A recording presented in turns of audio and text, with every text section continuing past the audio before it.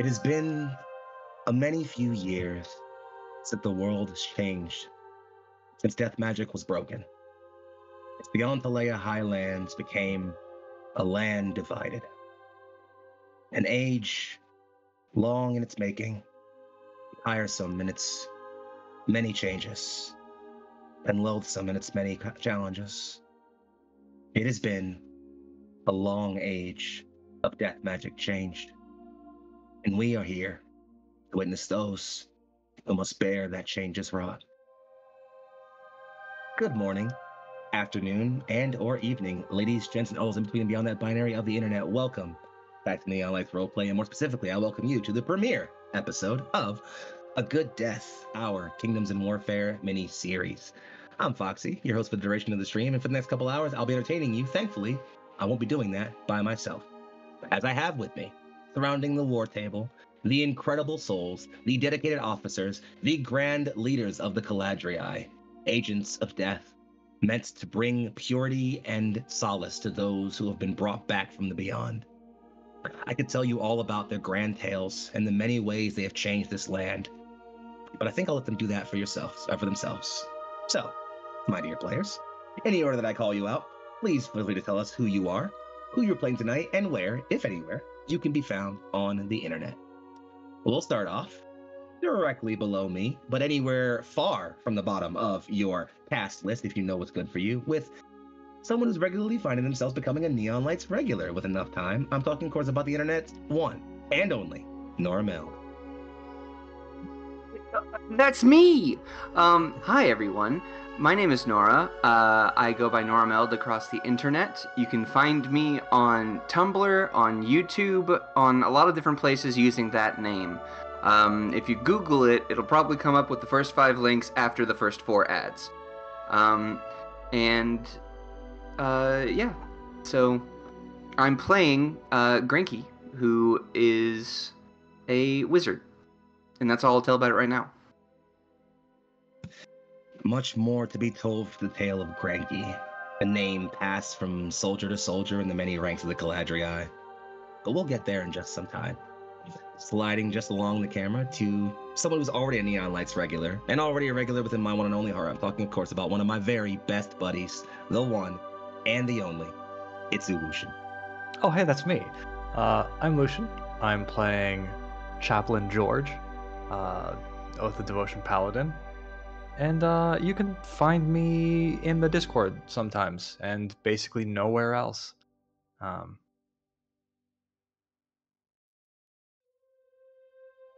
Yeah, internet. Lucian It's a has good signed an place. exclusive one-to-one Neon Life contract in his blood and soul. If he's ever found anywhere else on the internet, we can immediately send him to hell. It's a very strange by clause in that. You gotta read the fine print on those contracts, buddy. It's problem being Reading's staffed. not my strong suit, so I became a paladin. And you know, the funny thing was, I was going to briefly call this a Neon Life debut, but I am a smart person, and hopefully if you're a smart person, then you would know it's not that person, actually. It's not that, actually, as it brings me nothing but joy, nothing but pleasure, nothing but delight to reintroduce those of you who have not been privy to the one, to the only, internet hip-hop sensation. I don't know why I said that. It's not true. I just have to add that. I'm, of course, talking about Skepsis 3. Welcome back to Neon Life Daily. How are you, love? I'm good. You're building me up to be something I'm not, and I have to work myself there. Anyways, I'm Bailey or Ree. You can find me on the internet in places Skepsis Ree or Skepsis_Ree on most social sites. And I am playing the character Calpurnia Bonacheski, so we'll look forward to that. I'm not going to tell you what class she is until we get there, because I feel like that's a fun reveal. We've also secretly replaced your character sheet with a bard, so... Yeah, Fox is excited what I'm going to be now. When is the album dropping? Actually, that's drop the SoundCloud. But before we get to Bailey's incredible rap career, we're going to pause a little bit of time to offer a little space to the one empty spot you'll see on the overlay right over there. We were talking about the one and only Neon Lights' one and only Turk or Turk Extended, if you are privy to the internet, who could not join us for today's stream. as he is off on vacation doing wonderful things with his family. We miss him very much, and we're going to send him off to do all of our errands for us, while these three, go, go do a little bit of exploring. And lastly, like I've mentioned already, friends, I'm Young Foxy, aka Big Foxy, also known as your favorite Fox Philly's finest, and I have the esteemed pleasure of playing everyone who is not these four lovely individuals, including all of their subordinates. With that said, I have yapped on long enough. So let me yap some more. But this time, let's do it in character, shall we? It is a late midday in the Highlands. We are in the central heart of this peninsula-like land. A large gathering of forest, divided in half with a massive mountain range to its far north. And here, at the heart of the river between Sermain and Talais, we find a large, roving caravan. A massive, floating hide of, I would say, humanity. But this is a land with far more than just the average human you'd see. Orc, elf, tabaxi, leonin, drow, high elf, and others move and operate to a single tune, to a single voice, to a single command. This is the Caladriai, a group united not in belief, but in purpose, and their purpose is very grim. Antalea is a land of death magic changed. Necromancy as we know it is simply not practiced anymore. It can't be.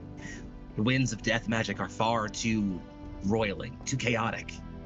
Instead, any individual not given a proper burial, and there are a few ways to properly bury someone, runs the risk of one day rising in mindless undeath. And that's where these lovely folks come in. For the Caladriai make it their sacred duty to shield the passing souls from the wailing pall of undeath. It is their goal to seek out those in need and give them proper rest, whether or not they have already returned to life. Grim duty aside, we settle across the sweeping scope of this massive, decently large, I'd say, camp. Easily 100 folk, 200-300 more, perhaps, gather and swell in this area, camped out in various small areas, fires lit, and even in the midday. It's a mobile hive function. Individuals pass and play between tents, carrying cargo and missive and information. Teams are dispatched, coming and going from various locations all about the land. And at the center of it all sits a massive command tent. We'll pass our way into that tent. I'll ask my players here, who do we feel is most preoccupied with, let's say, the business of command right now? Who's the camera find amongst you three within the command tent right now? I would say probably me and George were probably discussing our military operations. Yeah. Beautiful. The camera, you know what? Let's retcon a little bit. The camera sweeps down not from the inside, from the front of the tent, but instead out from a sort of like smoke hole in the top, coming down to a large circular sandy cutout of a table. It's a deep open divot, and dug into it is a massive sand pit, wherein you can see individuals already carved a rough mapping of the various mountains, forests, and towns of Antalea. Here, surrounded by their advisors, attendants, and various informants, we see two individuals focused in rapt discussion. Players, please tell me, what is the camera seeing in front of them? What are you doing? What are you saying? In fact, as I am so fond of saying and have been waiting to say for so very long, darlings, the scene is yours. Well, if we're in this big war camp sort of idea, our headquarters is elsewhere, so we are probably figuring out the best way to muster some more units. And I believe that George and I are the most experienced in that field, so we're probably having a conversation about what type of people we want to hire or go out and hire, what skill set they're looking for. Absolutely. And George, as the camera passes over to you, You know this because you've been looking over attrition rates lately for the different strike teams and squads you've been sending out. And while most have returned victorious, casualty rates have not been acceptable. You're taking attrition, and you need to replenish those losses sometime soon.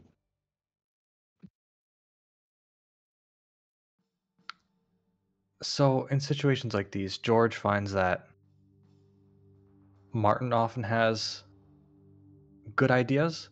George is often more of a methodical and slow thinker, whereas Martin often has, shall we say, bursts of inspiration. Um, George is thinking of campaigns past. Martin, do you think anybody from the Faithful of Arana would be interested in joining up? We have some old comrades there somewhere. The man beside you, bedecked in sort of almost a priest's raiment, but clearly with a lot of its more fanciful accoutrements stripped away to make it more comfortable to wear in even a combat situation, crosses his arms and rolls his head a little bit. Well, it's certainly not impossible, sire. There are many amongst the faithful who believe themselves to be on a righteous crusade against the undead. Many whom don't disagree with us, though our methods may be differing. I don't suppose it's impossible I could reach out to old connections, reach into old comrades. Numbers are dire lately. We could use the help.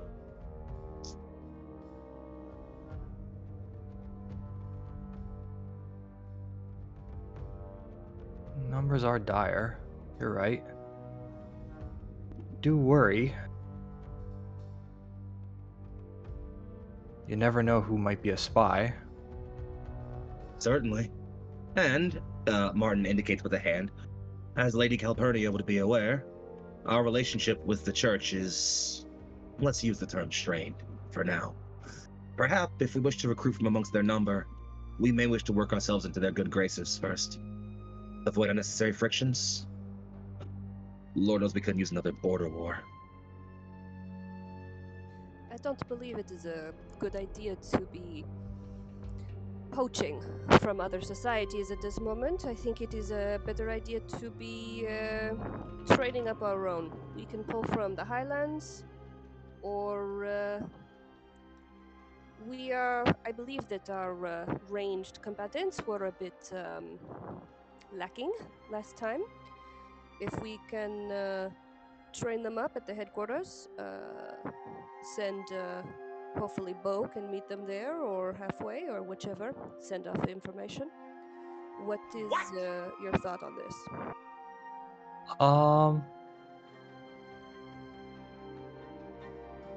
You know, that's a good idea. Bo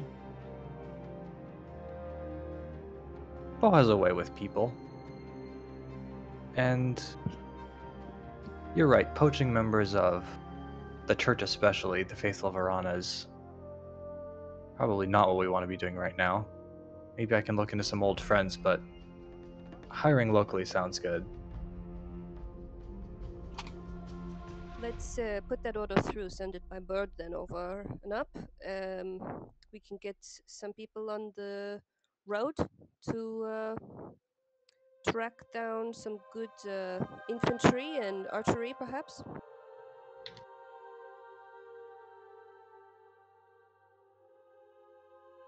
Yeah. Martin inclines his head a little bit. Verily, I will ensure that I dispatch agents to follow through with our people on the road immediately. And while Sire Bo was out with his dragoons, they could work through any additional recruitment as they need to. Can you also find out where Granky is? Been missing for a while. The sacristan, I believe, is personally occupied. I will find them and send them your way. Is there any more, Grand Crusader? Sire? I'm good. Joyce gives a little shrug. Be on your way. Then by your leave.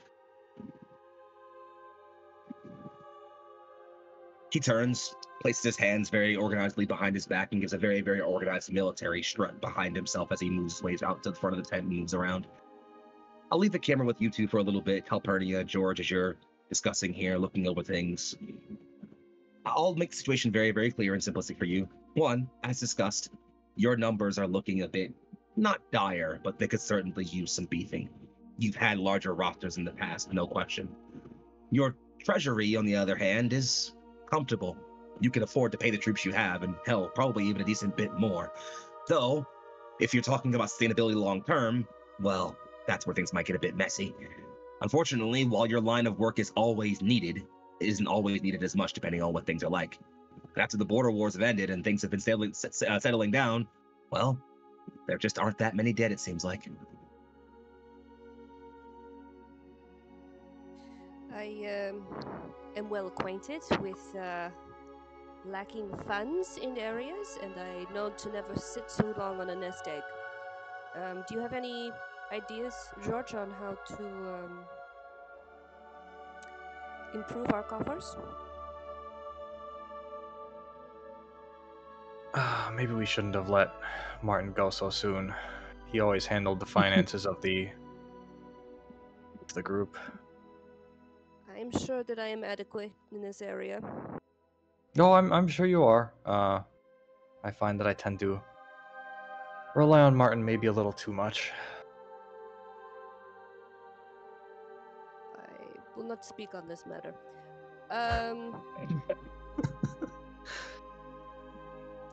Why don't we see about increasing the union fees, but as well as increasing the pay out for it, and then we can look into potentially finding some smaller scale jobs for ritual rites rather than just slaying. Yeah, that sounds great. All right. Why don't we send them down to the Hunter's Respite area? There always seems to be something going on near Bayheart. And then we can continue on this more important track. Great, yeah. Let's hope for some good returns. All right. I'll prepare a bird. Perfect. As you ready a bird to summon and send off to both one send off to Bo to acquire after his whereabouts and to ask him to keep an eye out on the road for a more helpful troop to bring into your ranks. You're all sending another bird towards the Hunter Respite area in the far I almost forgot the way directions work, far west of the map. And it's funny, you also mentioned needing work around Bayheart, which is funny given that, well, you're all currently on assignment for Bayheart, actually. That's currently where you're all, well, at least where you, specifically, the leaders, are headed. We'll talk more about that in just a little bit, but I'd say the camera kind of, as you mentioned, taking work from Bayheart, the camera passes behind the table to a small, only slightly unfurled scroll, which you all received from the recently declared Baron of Sermain, and thus the one who rules over Bayheart, and has set you off on this task. Before we get there, though, let's pass the camera outside that tent for a brief bit, as there is one last member of this group who was present at camp who we have to meet. Where do we find our sacristan in this moment? What are they with? How do they busy themselves? And what, if anything, is on their mind? I believe we find Granky sort of at the outskirts of the camp, sort of going over a checklist of supplies we have, supplies we need. I think this is sort of a calming ritual. Keep track of everything we have, keep track of everything we will need, and at the moment, I think he's walking with a few people who tend to do building or setting up around camp, and is talking to them about fortifying defenses. Sort of got a bad feeling about things in general, and so building a stone wall and a tower has been on high priority for him, and so that's been the the topic on his mind and the topic he's speaking about. Then let's center in on that moment. You are finding yourselves walking with some of the overseers, engineers, and campground monitors for your persistent caravan, and they're telling you. In fact, we'll even center on this moment. One of them, a sort of burly Leonin, actually, very large and muscled, even beneath the fur you can see, very stout, blonde-furred face, looks over you and says, "Your concern is understood, Sacristan, and as we understand it, we will always consider your foresight. However, if I may ask, our encampment here is temporary. Our primary camp is held near Bayhart. If you wish building there, we should request permanent rights from the noble lords." You are right. I believe I'll have to have a bird. Oh, sorry. I believe I'll have to have a bird sent.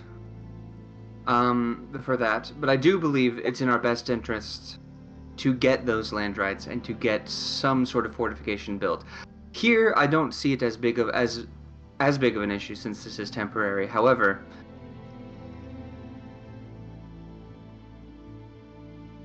perhaps we should set up another guard as well. Your suspicion is understood, Sacristan. Of course. I will certainly see what can be done. Mayhap, if the fates be willing, things will go well with the Baron of Sermain. I have not encountered him much since Ascension, but, well, it's the first time a new Baron's been raised since the first. Many are unsure of what his rule will be like.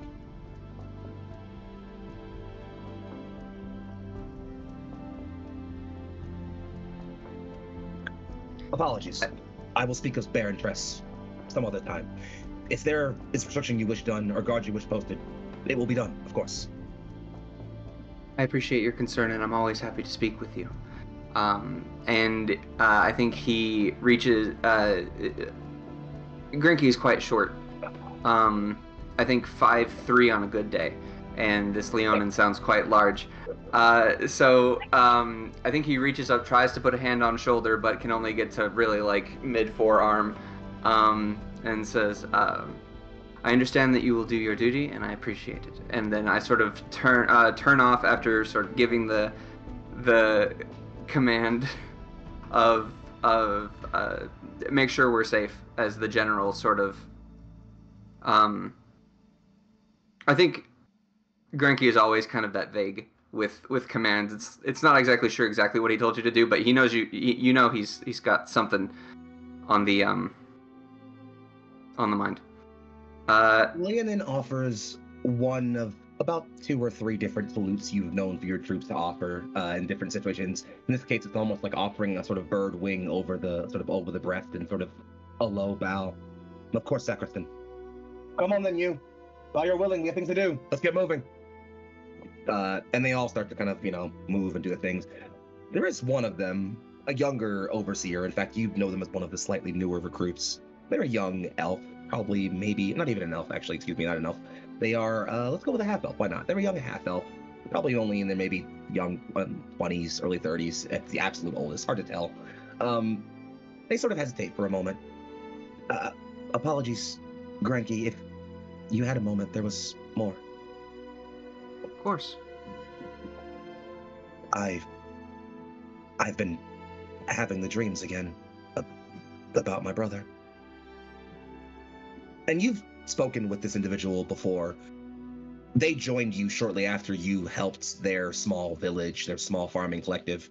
The reason you recall was because his brother had died in a small, in a small sort of traveling hunting incident, and they hadn't really had the time or means to properly bury him. And well, they saw him walking around the woods a few days after. And so, I'm assuming I've heard the details of this dream. Mm-hmm. So I take out my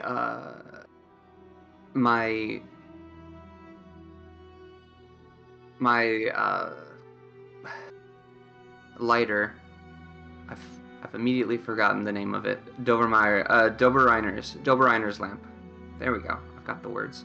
And from inside of one of my pouches, I pull out a small incense and a little container for it, and I light it and place it. I dangle it between us, essentially. And I say what I always say to anyone troubled by the dead.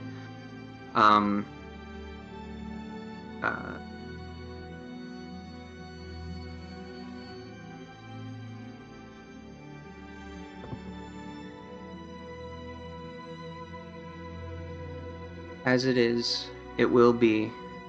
As it was, it has been. We will continue, and we will make it.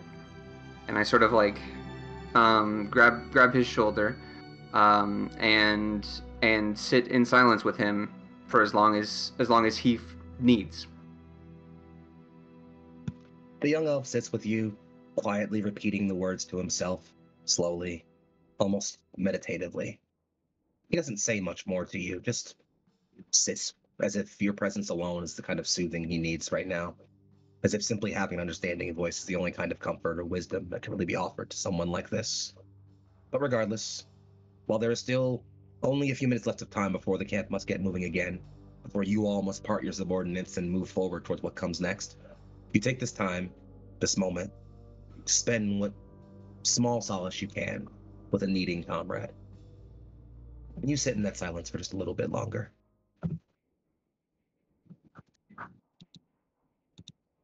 And I think the camera will kind of hang there for a while, just sitting on that silent moment, slowly pulling off of it with a low sort of rack slide back and then a fade away. Really big cinematography right now. I don't know what's going on. But eventually, after a nice Luma wipe, time passes. Orders given, and we'll make the rolls for those very soon. Don't you guys worry, I promise. You all find yourselves moving through and separating from your groups. Your seconds in command, exception being Martin, who always seems to be by your side, George, all sort of accept their intonations and, accept their posts and carry on. The caravan is going to be cycling around, taking a long loop east for a while, up and down the river, cycling around Erdvale and then fording the river back over and meeting you all back in Bayheart. It won't take them too much longer than it figures you all will probably do, and thus you likely have some space. And so, as you all slowly work your way up and through the forests along the riverbank, fording a nice small sort of high ground in the low hit rivers between the Salnus Ridge and Bayheart Forest, you eventually find yourselves crossing over into an ancient, somewhat forgotten, but still revered place in the highlands. This massive bastion of stone and metal, or not metal, stone, iron, and limited faded gold is Old Keep.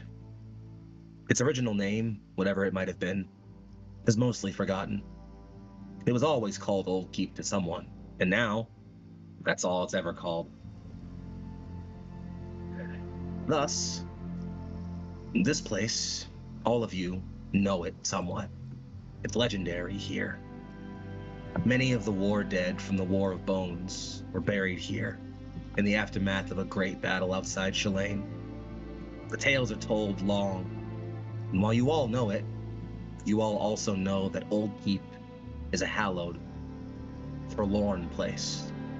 Many do not come here, not only because obviously the threat of roaming dead may always be a thing, but simply because many do not feel themselves worthy. Thus, not long after its creation, Old Keep was sealed, locked away. Many still visit, enter the foyer and place reminders or offerings for loved ones, but none dare go deeper. You all are being sent in to investigate a roaming band of bandits terrorizing the lands, who have believed to brazenly base themselves out of Old Keep. Figuring it's best to leave this to experienced individuals like yourselves and leave your soldiers to handle their busy work, you all took the task personally, A task personally offered to you, even though it was sent through letter and not through direct invitation, by Samari Tress, Baron of Sermain. That said, friends, as you are slowly approaching this massive ruined bastion, what passes between you for conversation? What are you noticing? What are you looking for? What are you thinking? I'll once again pass the scene back over to you all. How long have we been traveling now? You left Bayhart probably about, say, 3 to 4 days ago. This is probably the middle to back half of your third day of travel, I'd say. So it's late afternoon now. Well, let's hope that this issue is resolved quickly and we can be back in time for supper. That would be good. It's been not that long of traveling, but I would like to sleep in a bed. I don't know about that anytime soon, my good sir. Though, do you want to give rights? We are not being sacrilegious walking in here, our chaplain? You see, he pulls out a book. It's a small book. Rifles through it. No, we should be okay. All right, I'm not going to pretend to know how that works, but what about you, Granky? Anything important that we need to magic out? I very quickly rifle through my own spellbook, and nothing jumps out as an immediate need on noting the situation. So no, I think we're good. All right, as the only one without the book, let's go forward. I can get you one. I'm quite all right. I don't enjoy reading very much. Fair enough. All right, friends. You all slowly move towards the opening to Old Keep, the forest parting in front of you to a large clearing where the massive structure is laid against the mountainside. And notice immediately a couple of things. One, there isn't anyone outside. There aren't a gathering of bandits hanging out and drinking merrily or sitting around a fire outside. No, nothing like that. There is, however, a persistent and noticeable tang of blood in the air. And as you all approach and open over the clearing, one at a time, go ahead and give us a brief little narrative layer. What's your character look like for us as you enter into the clearing around Old Keep? And let's hope this fucking map's line of sight works properly so we all can see things. It's pretty black. It's way over on the side. Oh, okay. Yeah. Go left. Or left. Zoom all the way out. Yeah. Oh, there we go. I see. Here, I might need to give Michelle permission to see you guys' things, I think, possibly. I'm not sure. I'll fix that. Well, while we're doing that, we can describe ourselves, I guess. Yes, Yeah. while you're doing that, please go ahead and describe your characters while I do that. Absolutely. Nora. Me? Yeah. Oh my. Okay. So, my Granky is a elf who is 5'3", who wears a thick black coat, along with a plague doctor mask and a standard black witch's hat, with an apron underneath the cloak, and a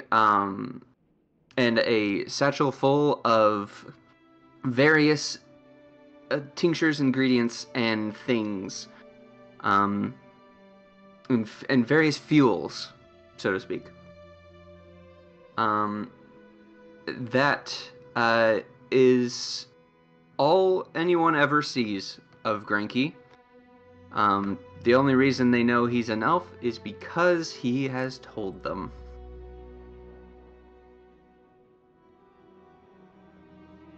Ta-da! Correct me if I'm wrong, Nora. Grenkies, Yes. they, them pronouns, right? I thought I had put it in there. I changed it to he, they. Apologies. My bad. I thought I had sent that. If I haven't, that's on me. I might have just missed it. It's fine. I'll make sure the overlay's updated appropriately if it needs to be. I forget if it's right or not, actually. Apologies. That's on me if it is not changed. Right, don't stress it. Easily fixed. So, as the plague-masked form of Granky emerges into the clearing, who is he followed by? I would probably follow our squishy little wizard. Calpurnia is tallish for a woman. She's 5'9" without shoes on, and then probably 5'11"-ish with shoes on. She's got very long black hair and olive tanned skin, and she's wearing a very elegant dress. It is a little bit modified for the road, so it's a little bit easier to move around in, but it's still quite ornate. And she has a sword on each hip, and the thing that's most striking about her is that she has gold eyes, so her irises are gold. And she looks to be about mid-20s in age.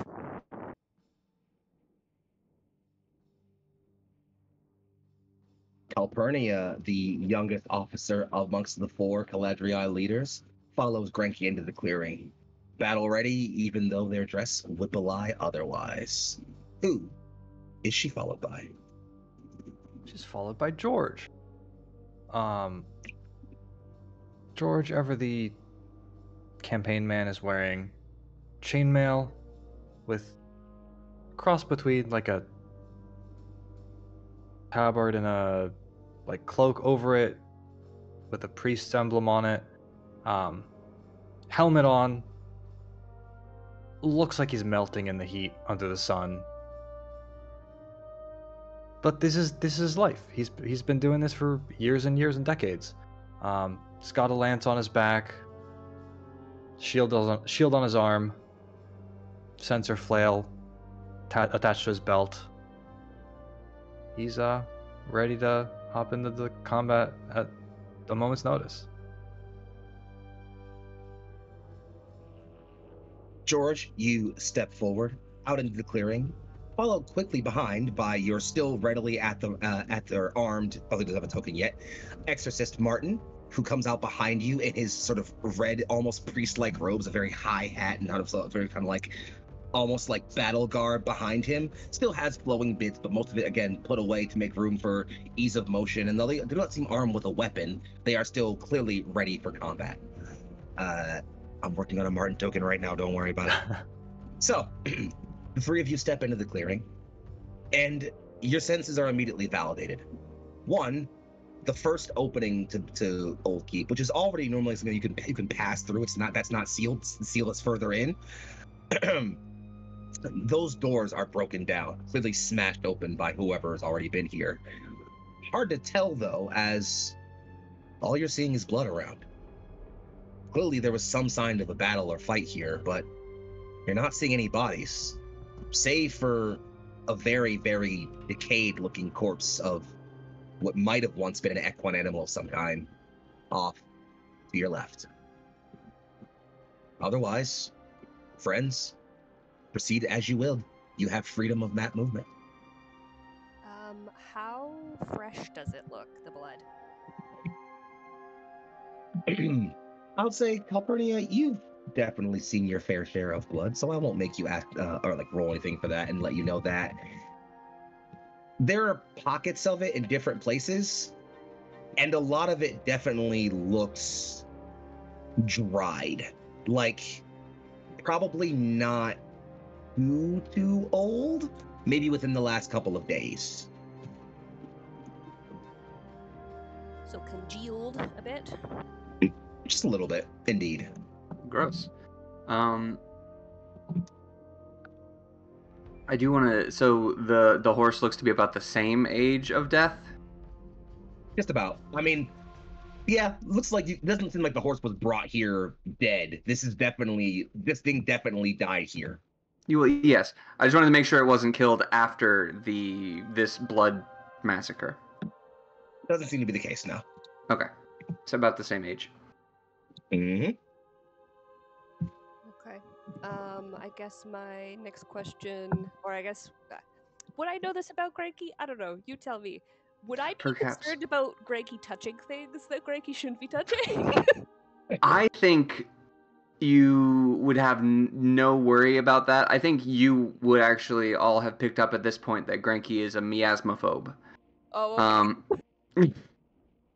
So immediately would not touch anything that is unneeded to be touched. So it's sort of like arms are in right now. Very like nothing of mine is touching anything that is going to get on him that doesn't need to. Okay, and that's fear of germs, right? Yes. So I don't know if germ theory is yet established here, but fear of miasma and smells. But yes. Well, we know of germs, yeah. Okay. So the humors, and blood is a big humor. So a lot of people are really out of whack right now. Okay. Excellent. Beautiful. You said earlier, Foxy, that there were usually offerings in the foyer of this tower. Do I see any of those? Does it seem like any kind of rites or anything has happened somewhat recently? Give me a I will give you an answer regardless, but give me an investigation roll real quick. Oh, well, of course. That's definitely not a terrible stat for me. Oh, I know. That is a 7. Oh, with a 7. So, what you're noticing, first things first, is you're not seeing any recent offerings. If someone came and brought flowers that were fresh enough to not be dead husks by now, it hasn't happened in a while. You could maybe see like fragments and petals and wilted like leaves of flowers that have been brought in the past in certain places. What you are definitely seeing, and I hope the map is able to fairly represent, is a camp. You're seeing a camp around you. One, there's clearly signs of at least one or two fire pits that are out. In fact, one you can still see barely burning with the barest couple of embers. And two, the thing I think you'll notice by virtue of you having walking right next to it, the wall that separates and seals Old Keep is broken. Wide open. Do I see the little corpse on the other side of the wall? You do now. Oh boy. Is that corpse still dead? Is my immediate... I was about to say we got a live one, boy. No, you've got a dead one, actually, it turns out. An unalive one. Yeah. And, dead is pedantic enough for us to ask, is it moving dead or non-moving dead? Non-moving dead in this case. Okay, fantastic. Can I cast light on a stone and chuck it into that room to get us some looking around stuff? Easily. Let me get you a light source to throw in there real quick. Where do you want to chuck it? Just give me like I'm just gonna chuck it like, you know what? I'm just gonna put it right... Yeah, mid-throw. Yeah, mid-throw. We'll just throw it right there in the room for you. Why not? It's fine. It's a little bit bigger than I need it to be, but it's fine. It's not a huge deal for this room. It's all good. Alright, well, It's all fine. I'll let you guys know what I see and ask if you think that we should continue forward or if we should turn back. Let's continue forward. Unless, is there something in there that you see? I don't see anything of concern other than the corpse that's right here by my foot, but if you keep an eye on that, I am certain that we can move forward. Sounds good. I will gingerly... Martin steps behind you, George, and is just kind of aghast. By the dead gods. They've broken into Old Keep. What heathenry. Why is it heathenry, Martin? This place is a sanctified burial of the war dead. Those who gave their life in service to the War Queen in the Great War of Bones. It is not meant for the unworthy to bear witness to. Would I have known the people buried here? Oh, you would have fought alongside most of them. Mm-hmm. I guess I meant personally. Easily. You can decide that for yourself if you'd like. Okay. I see in the corner another corpse. Can I make sure that's not alive? Yep, go ahead and take a look over if you'd like to. I get here. It's not moving. Okay. I will poke In it. fact, as you're looking closer, it's not in one piece. Ooh. Hey now, How it's fresh not does it moving look, and not in Foxy? one piece are not mutually exclusive. That's true. How fresh is this corpse? Is it skeletal or is it like skeletal by way of removing? About as old as the horse outside. So old enough to smell pretty fucking awful, but there's still some flesh. In fact, while you definitely are seeing bone, specifically around like the skull and like some of the arm areas, yeah, definitely not rotted away to bone. This thing was picked. That's I- not terrifying. Do either of you have the expertise to tell means of death? It looks quite visceral. I think I may. Give me 2 seconds to check on my like little extra thingies. Is I anyone defi- else going around? Because I'll save you guys trouble of having to look around and notice it. There are a couple of other corpses in the room. In particular, there's one in this corner back here. You've already found this one, and Martin's on top of one right now. Also, Lucian, you can move Martin if you want freely. Oh, okay, He's cool. under your control as well. Um, Is anyone else going to look at a corpse or doing anything else in the room? I think I would like to try and oh my goodness. Apologies. You're fine. Uh, Also, I'm going to give you guys a little bit more light than the 10 feet I gave you already. I think I'm going to give you guys a little bit more light than that. I'm trying to keep it 11. mysterious and secretive, but you know what? We're gonna pump that up some, so you don't have to put torches everywhere inside this dungeon. Martin is human, right? yes. Yes. Okay, so you can't see in the dark. So No. I'll cast light on something that you're holding so you can see around. Okay. All right. Martin also is good at medicine, so I'm going to send Martin to investigate cause of death for the body. Martin, do you know, can you figure out what happened to this poor soul? I will apply my every bit of knowledge to find you an answer, Chaplain. One moment, sire. And he kind of pulls and leans over.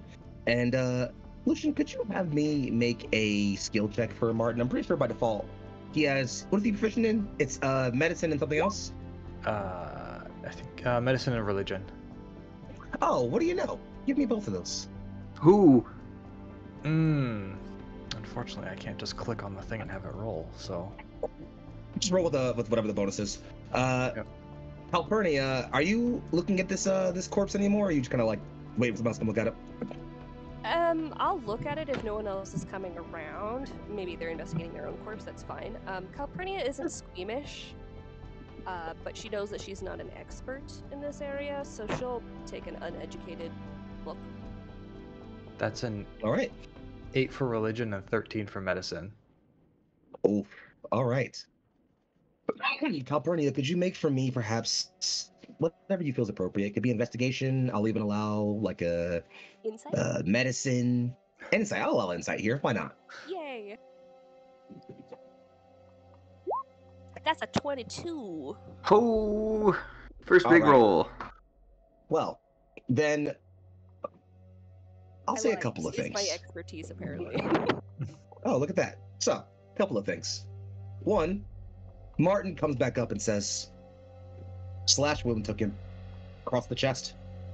Died quickly, but he struggled for a bit. Also, anyone else notice the similarities? Martin pulls up on the corpse a little bit so we can see that there's clearly a red, almost not like a bandana, but almost a sort of like half tunic tucked under their shirt. And Calpurnia, without even having to pull at your guy, you can see that with that torn open chest plate he has, under that looks to be the shredded remains of a similarly colored red half tunic. I don't think these were bandits. Calpurnia, you're looking over at your friend over there, and it takes you a minute to look at him because you're not really looking for anything too specific. But as you're looking at him, he's leaned against a wall. He didn't die fighting and charging at something. He was backed into a corner, clearly. Probably, maybe even betrayed? Well, I was gonna say, maybe not even expecting to be attacked or armed, potentially. Is he armed? Mm-hmm. Okay. There is a small knife next to him, although there's blood on it because it's sitting in a pool of his blood, obviously, but I don't think it looks like he ever got to get that knife out of its sheath, except for maybe right before he, died. Ambush or something like that. Okay. Do I know the significance of the red tunic? I have a good history check. I could potentially... I mean, I don't know, unless it's something new. Greg, that's Soldier Boy. Alright.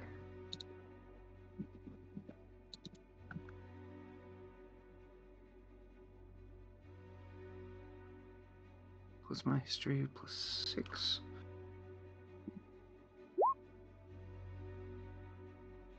Really? Okay. Never mind. It's only a 10. That's not bad. And I will say, even with a 10, you're getting a look at these guys, Greggy. You're taking a look around at the various corpses, and you're definitely immediately following Martin's suspicion. These weren't your random bandits. In fact, I'm going to say as you're starting to get close, you're definitely realizing that all 3 of the corpses have that red half tunic. And while it doesn't seem like you can make out what symbolism is on it or anything like that, there's clearly some kind of symbolism on each of the tunics. You wager probably the same symbolism. I think we may have members of a religion, a cult, perhaps? Take an inspiration. Ooh, boy.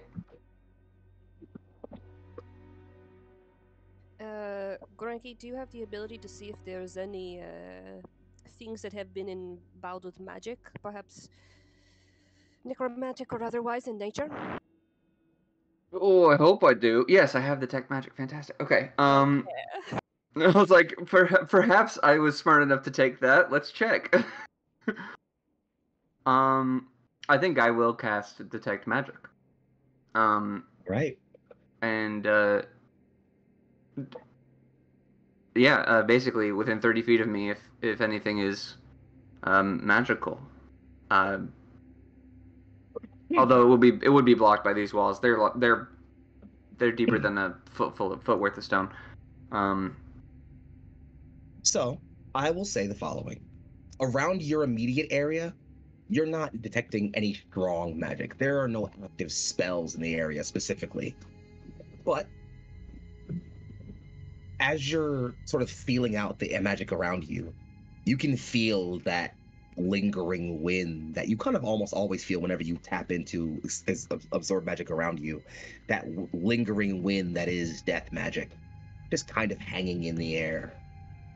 In fact, it's maybe reeking in a place like this. And with so many dead around, well, that makes sense. Mm-hmm. Can I immediately tell that they have not been given any sort of burial rites? Absolutely. Okay. I turn to the other 2 party members and ask, is there anything else you think we can glean from these? And I don't think so. I think perhaps dealing with it swiftly is the... well, I guess we could loot them. I didn't really check their pockets for anything. Sure, if you'd like. I guess I want to make sure find is anything like of significance. Then I would say that one, you find like 2 pieces of gold. Not any money worth being serious. You make more than that in like a half second, so don't worry about it. It's fine. The dagger, as obviously mentioned, is on the ground next to him, and hanging on a necklace under that tunic, you can see, or he has a pendant of some kind. It looks sort of like an almost, how do I describe this shape? I'd say hexagonal, but the bottom left and bottom right sides are longer. It looks like a coffin. Mm-hmm. Ah, okay. Mm. I didn't want to just give it away, but I'm like, you know what? This isn't working. Fuck it, it's a coffin. Yeah. It's a coffin. I'm not even gonna. You know what? Fair I enough. will take that in case it's significant later. You pull it off of. You kind of snap the necklace, and you're able to pull it right up off of him pretty easily with no problem. Doesn't seem to react magically or anything like that. Doesn't have any magical properties or anything like that. It looks worn, like it's been worn for a while. It's tarnished and dirty. Like this person definitely wasn't just wearing it a week before they died. They were wearing this thing for a while. Okay. Um, Go ahead. yeah, considering I'm next to the doors leading further into the keep, I'm gonna cast Detect Evil and Good. It'll stay up for 10 minutes as long as I concentrate on it, so that we have like a area around us in case there's anything. I'm getting the sense that there's something unholy in the area. Absolutely, George. You are feeling that kind of strange pseudo tingle about your skin that you felt when being out on crusade with the faithful before. That sort of pall of death clinging about your skin, all about you. It's impossible to ignore in a place like this. It's also funny, you mentioned doors. There's 2 doors ahead of you, one on each side of this corridor you're about to head into, and it doesn't seem like they're locked. They're not sealed. In fact, you can, as you kind of look up to them, you can easily see that you push them a little bit, they will open.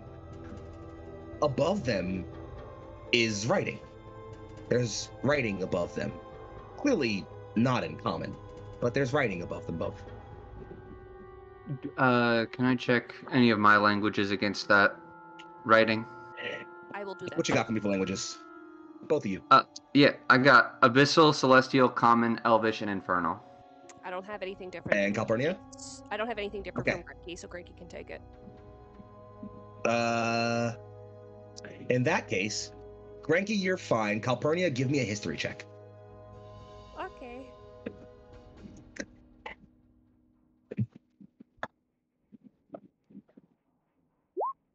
Oh, that's a nat 20, Ooh. but I got Oh. a 19. Oh, look at that! Okay. Oh, okay. Actually, you know what? Okay. I'm gonna frame this a little bit. Actually, I'm gonna frame this. Granky, you walk up to the door next to Martin, and you're looking above the door. And again, it's not locked. You don't feel any magic coming off it. There's no enchantment or anything like that. But above this door, you see written in a very, very old script. The dialect of this place has drifted. Even the way that people write Celestial has drifted in very, very short time, given how long the Black Ages lasted. But in an old tongue, written above that door, you see the word conflict. Conflict. Okay. Mm-hmm. Calpurnia. The other door have one? Yes, it has a word as well. It doesn't say the same thing though. As you look over it, it's hard for you at first. You're reading it and recognizing this is not just base Celestial. This is a much older inclination of the language than you were taught. It's had to have been written back when the Old Keep was first built, in the depths of the War of Bones, maybe even its first ages. But your mother had an old sword, a gift, actually a wedding gift from your father, and over it, it had an inscription in Old Celestial. And you're looking at that inscription right in front of you. Love. My parents are cheesy. Okay. All's fair. In love and war. Conflict and war. Conflict and love, I mean. Sorry. All's fair in conflict and fighting and okay. I mean, unless something is said, George and Martin are each at one door, like sharing a look about to open them both at the same time. If I was a different kind of character, my god. my first suggestion would be like, sounds like someone's got a kiss in front of this door, and the other one has to fight in front of the door.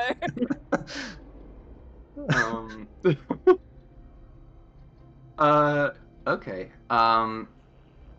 Is there a handle on the doors? Like, does it look like it actually opens, or is it more like a? They open. Push.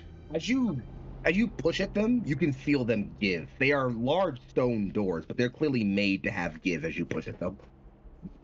Okay. Do you And think I- we're making a choice, or we are sealing our fate in some way, choosing one or the other door? I think. There's no magic. I don't detect magic here. I think we should be fine to open these two, as long as you're prepared for anything on the other side. All right, Granky, why don't you take a step back real fast, and we'll open the doors. Yoink. You step back. Yoink. You push. Martin and George push at both doors. They slide and grind on old stones before they finally push to either side. And you are able to step into those rooms. I've opened the doors. You can go ahead and move through them now. Yay. But stop right there, please, if you don't mind. Right at the end, right there, if you don't mind, as you step through. I want to make sure I mentioned it to you guys. Martin steps through. It's fine.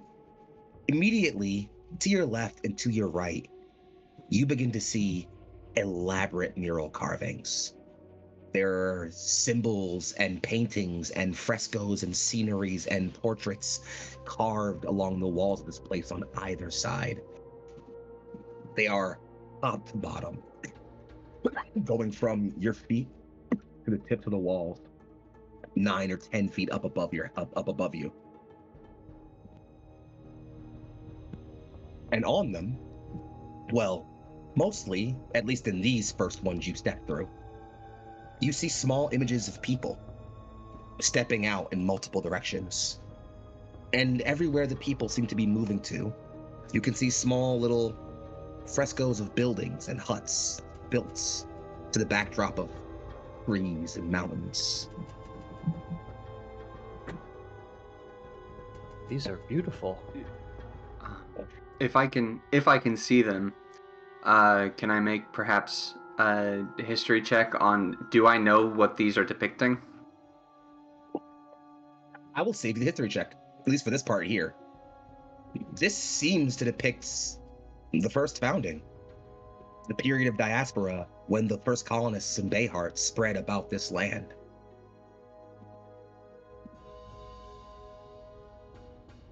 Neat. And I as you think- step through, yeah. seeing this move through. Sorry, please go ahead. No, please go ahead. No. I was just gonna say I think I'd start like doing a minor sketch of it in my own book to kind of Gotcha. jot down. You're taking notes and stepping through.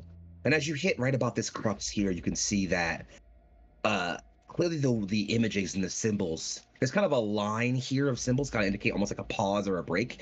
Whereas here on this side, near where you are, Calpurnia, it wraps around the wall because to head down this hallway.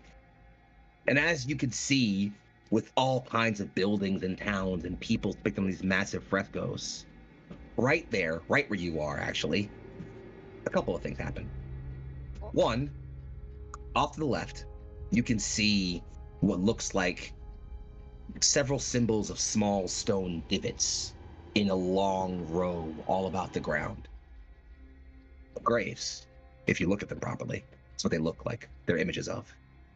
And above them is a figure, long and flowing with a cloak that billows out behind them, their hands depicted as spindly, long, bone-like claws, their face, a mask of purest death, eyes wide, skull grinning, and atop their head, a jagged black crown. You need not be a scholar, a learned historian, or really anybody without anything more than a cursory knowledge of this place. The name whispers in the back of your brain. This is Ergal, the Tally Keeper, Lord of Undeath, the great demigod who once ruled over all of this and the many lands beyond, beginning the age, or the Black Ages. You would think to tell your friends what you're seeing, if you weren't noticing a couple other things. One, it reeks. It smells so bad, like death in here. 2, you could swear you just heard shambling. Friends, it's time for us to roll some initiative. Oh, I thought you were gonna say time to duel, and then you were gonna So here's what we're gonna do, friends. At this 9:23, and a perfect time for us to get a nice little separation from the action here. Halberdia, as you come across the corner, you stop, double take, and almost lean back. You see another corpse behind here. An elf, leaned over and sprawled out, their chest open. And above them, digging and eating at their insides, a pair of gleaming red eyes looks up at you as a shambling horror skulks its way towards you and roars in unholy agony. And with that, we'll go to a very brief break. And then we'll come back and let my friends kick some ass. Touch that dial into that browser. We'll see you all in a few minutes. Refuel and defuel appropriately, and we'll see you soon. Pray for us. Bye now.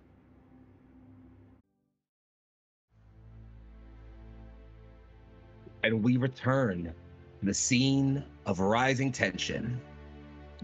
Deep in the depths of Old Keep, the Caladriai leaders find themselves confronted by the shambling dead, and perhaps more. But we'll let them discover that all for themselves. As combat dawns, Lady Calpurnia Bonicheski, Grand Crusader of the Caladriai, you are up first. You see the undead first, and just as they step forward, George, you feel at the back of your brain that sense you have for the good and evil in the world rankle against your brain. You're sort of, as a foul presence almost haunts you before even the smell of the undead gets too close. You are certain there are more of them further in. Also sense good and evil by the stink, apparently. Well, there you go. Okay. I'm gonna move. Then both of you are feeling that there are more undead further in.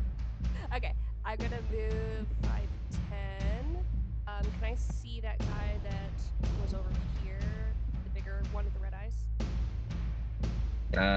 Which one? The one that you said had red eyes that I could see in the darkness? Oh, that's him. That's him? Oh, that's him. Okay. Yeah. Do I see anything else in this room? Bigger? It's a little too dark for you to see too far in currently. We have dark vision, right, don't you? Yeah, I got 30 feet of vision. All right, let me just give you 30 feet of light. Hold on. There you go. In that case, still no. Oh, well. Although you can see movement further in. There are definitely more undead who, as you step forward, you can see more eyes angled towards you and hear more chomping in the distance. There were certainly more undead snacking on more corpses further in, and they look like they're about to shuffle towards you all. Alrighty. Well, this is gonna feel like a waste, but here we go. I would like to rage. That's right, I'm the barbarian in the ball gown, and drop both of my swords. And I am going to... I believe I have multi-attack at this level, correct? Yes, extra attack. I'm going to attack 1 and then 2. So, top one All right, is first let's roll, make this... bottom one is bottom roll. Make it happen.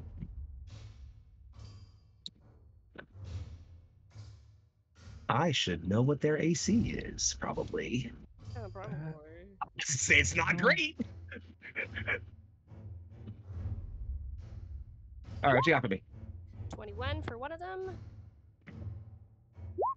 And a 13 for the other one. Both hit. Roll your damage. Alrighty. Since I am not using them, I'm using one in both hands. I'm not doing the bonus for it. Mm-hmm. So one of them gets hit for 8 damage, plus my rage, which is 3 at this level.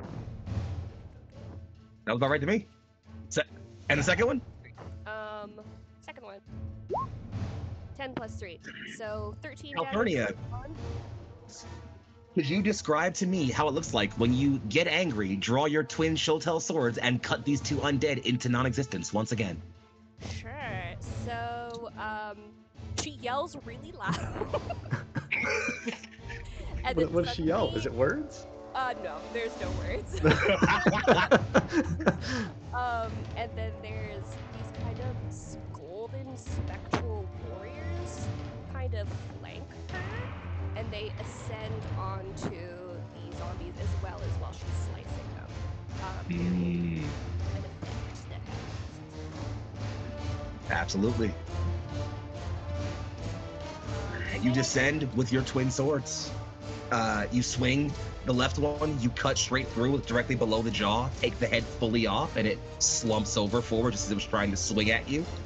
The bottom one, you turn and lash out at sort of with the backswing of your other sword and take it straight off at the arm, and with your backswing, you cut it through in the middle of the torso. It drops dead. Well, dead again. So they both die. Yes. All right, I will finish my movement then. To there. Oh, look. Oh, also, I'm sorry, I should have done a thing. I'm sorry, I should have done a thing. My fault. Give me 1 second. How much damage did you do to them again? I did 11 damage to the top one and 13 to the bottom. 11 plus 5 is... I should probably actually roll the thing, huh? This. Not high enough. Second one. High enough? I think so. High enough. If he still is alive, Mhm. he With 1 has- health. Okay. He has disadvantage on attacks on anybody else other than myself until the top of the round. Alrighty. Of my turn. Cool. And since I forgot his thing, alive thing, I won't reaction attack you for moving past him. That's fine. Oh, okay. That was on me. Anything more for you? Let me go ahead and drop this guy to 1 health.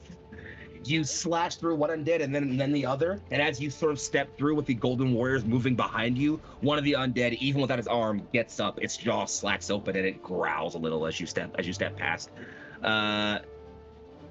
We're off to our resident sacristan, Greggy. Aye. So, I will, I think start by casting Firebolt just to have a thing to cast. All right, On the shambling dead there. go ahead and make it happen.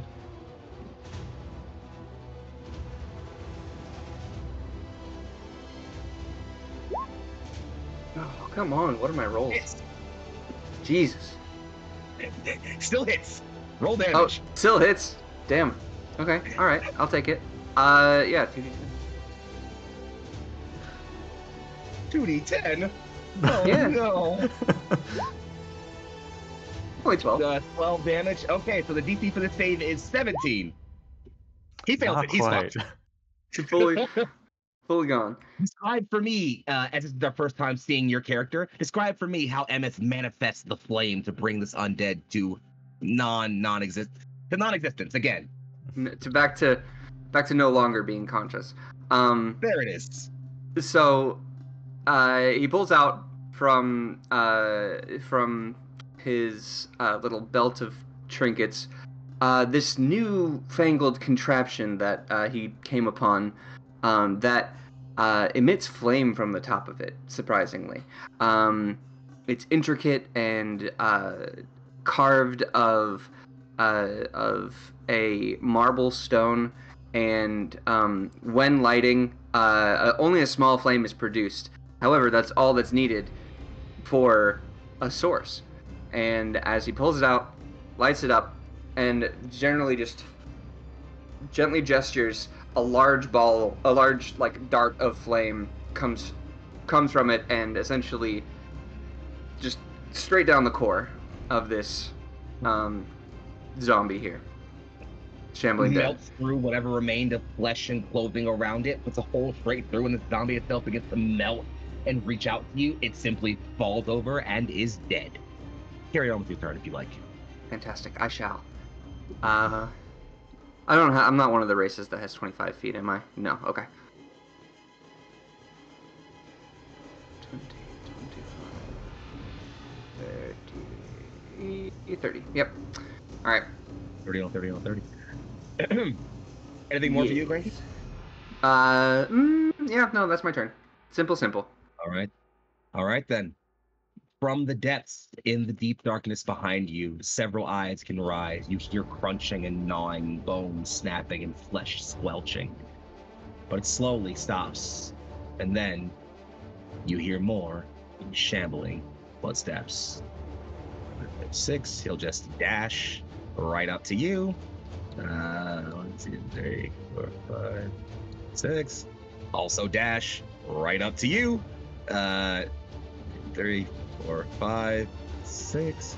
And he'll dash 1, 2, 3, 4. You know what? Right up to you. That is the entirety of their turns. Calpurnia, as you step forward, you see undead come out of the body and all dive. One of them literally falling to all fours and crawling on the ground towards you and just dive all around you. Your swords are ready. Your guardians stand in defensive postures behind you, all ready to take the blow.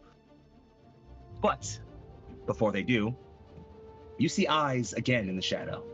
Not the standard red you've seen in undead plenty of times, but an icy, chilling blue. As an undead steps out from behind, they move almost just standing and waiting here. You are used to these undead as mindless creatures that simply dive forward towards the closest meal.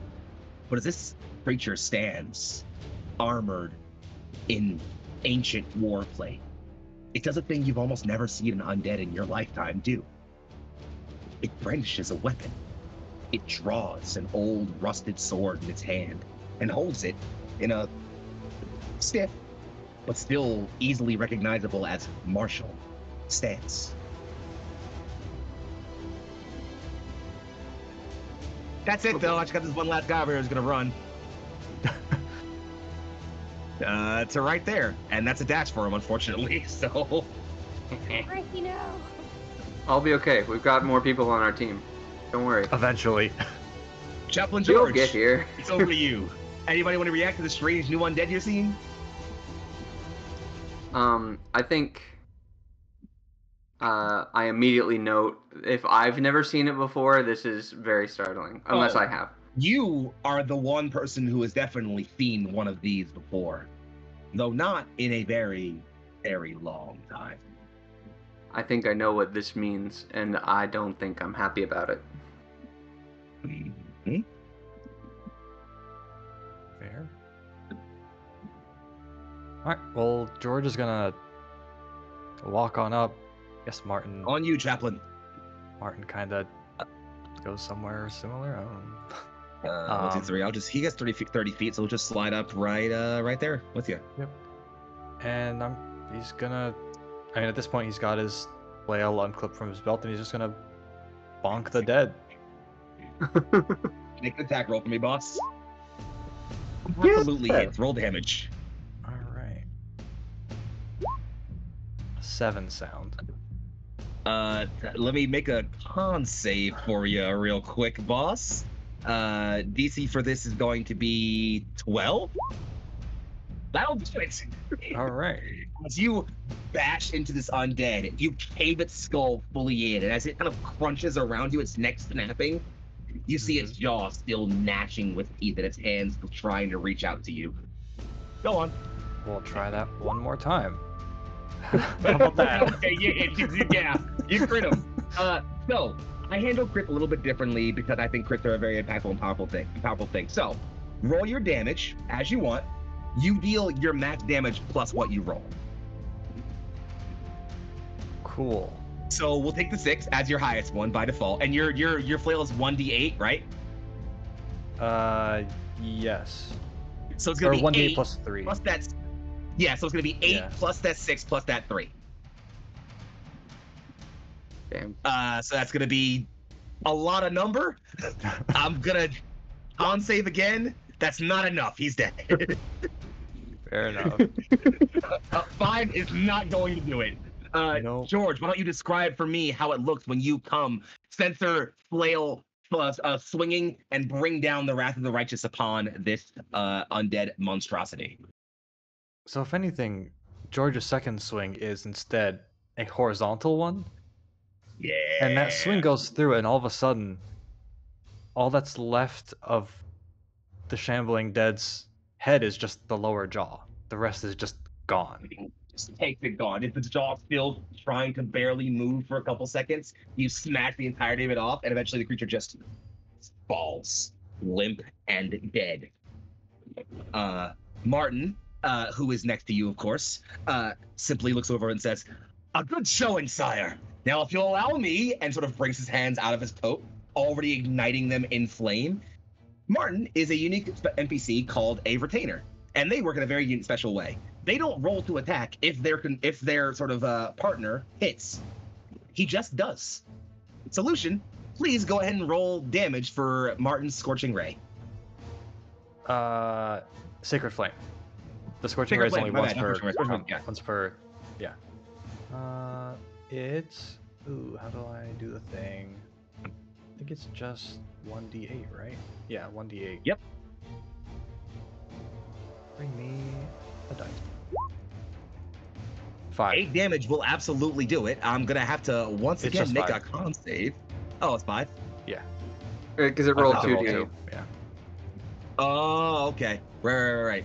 Okay, so then he's almost down. He's instead dropped to 1 HP as Martin sears out and lashes the undead next to you, Calpurnia. The one that's kind of caught you flanking you, Calpurnia, you'll see it just get seared into, and its flesh begins to burn and melt away from its face as Martin blasts it with the right to your right. My pardon, madam.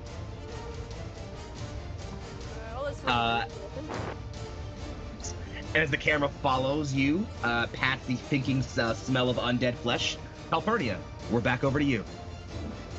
Make a mess. Excellent. Oh, I plan to. I don't care about these men in front of me. I am going to push through their space and end up here. They can take opportunity attacks if they decide. I get 2. They're sure going to. It's probably the only time they're going to attack this game, so they're gonna try it. Here comes 3. First one. Does an 11 hit you? Oh, it's only Second 2 one. because I'm still standing beside the third guy. You're right. Then you're fine. Yes, I am. Undead lash out and try to grab at you. You just literally swat their limbs, break fingers, and crack bones as you push through them and step through. The moment you get to where you are, though, the Rhyme Risen, who has clearly been readying an attack for someone to step into his space, is also going to swing at you. Oh, okay. Hopefully he'll do a little bit better. Let's see. Oh, yeah, he hits me. All right, here comes damage. Take a grand total of 13 slashing and 1 cold damage as this sword swings out and cuts just slightly through your dress into your arm a little bit. And as it sort of cuts, you've been cut plenty of times in your life, but you feel a noticeable tinge of cold at the end of that, almost immediately, almost sort of thawing and numbing the wound as it slices through your arm a little. The Rhyme Risen, for his part, just Don't even worry about it. Go on, do you think? I don't look phased. Alrighty. I am going to yeah, let's go for it. I'm gonna attack him recklessly. So you get all right. next turn, just so you remember. Yes. Okay, got it. Hits. Okay. So I'm gonna roll damage for that first. Plus my rage, so 11. And then my spectral warriors descend upon him. They don't do any damage, but just in case he tries to attack anybody else. And then my second attack. You took 11 from that first one? Yes, 11. Got it. Bring your weapon up and swing again with your other sword. 17. Hits. Alrighty. That is 13 damage. Ouch. And I would like to do an offhanded also. Okay. 15. Hits. Alrighty, so that is only 5 damage. Or plus my rage, actually. Minus. So 8 damage. So 8. All right. you move into a flurry of violent motion, constantly slashing and chopping. This rhyme risen, unlike any undead you think you fought in your life, certainly has very, very focused poise as he meets many of your blows with that sword. But his movements are sluggish and slow, his muscles atrophied, his limbs tired from a long, long time. But he does sort of stand and try and try to fight with you back and forth as you swing at him. But you are still cleaving through him. You manage to knock away one of his shoulder plates and cleave through his right hand that isn't holding the sword, and he still just seems to keep meeting you blow for blow. Anything further from you, Calpurnia? That is it, good sir. Then as you continue to duel with the Rhyme Risen, the camera slides between your meeting blades back over to the plague mask face of our sacristan. Granky, you're up. Okay. Seeing that Calpurnia has begun combat with the Rhyme Risen, I know I have to get there to help as fast as I can, so the easiest way is to get rid of what's in between. I think doing that, I'm going to use Burning Hands, which is essentially I will cast, and you must make 3 dexterity saving throws. It's a 15-foot cone in front of me, so it barely misses Calpurnia and hits all 3 of them. Oh, perfectly missing Calpurnia. And that's 3 of what kind of save now, if you don't mind? Dexterity. I was very much hoping you were going to say that. First one, second one, third one. Only one of them makes what? it. Not too bad. Yeah, the first one makes it. The other 2 don't. Well, it was pretty bad. How much damage did they take? They will be taking 3d6 fire damage on failed and half that. So, no. Okay, that's gonna be 15 damage for the 2 that don't, and then 7 damage for the 1 that does. All right, con saves for the 2 who failed. DC 20. First one, nope. Second one, nope. Con save for the third one, who took what, 7 total damage? 7 total so DC damage. for him is only 12. He's Hey. He's a swinger. He's a survivor, I tell you. These fuckers are dead, though. Absolutely. So, Granky, describe how, with expert and deft precision, you raise more fire to just barely avoid the back of Calpurnia's dress and immolate 2 of these undead. I think at this point I've fought with fire so often that I know instinctively how far it will burn and how far it will travel through air. So without even thinking about it, I again do the same sort of motion with my hand, but causing instead a spray of fire to just coat all of them, almost as if it were a flamethrower. With the it just sort of settles on them and burns down through them. The camera sees them go from flesh to skeleton to dust in the span of just a few moments as fire immolates and licks and caresses every side of these undead. Only one managing to pull themselves as a flesh-ruined mess from the stain of fire all about them. Anything more from you? I think I take a step back just to keep myself enough of a safe distance from the few that remain. All right. Yep. In that case, our last shambling dead, Calpurnia is right there. We're gonna go for the closest person. He's not very smart. I'd say he would dive past you for Martin, but frankly, you're right there. It kind of just makes the most sense, right? You know? Most beautiful target here. What's up? I'm glowing. I can't disagree with that. Here comes Frozen Limbs.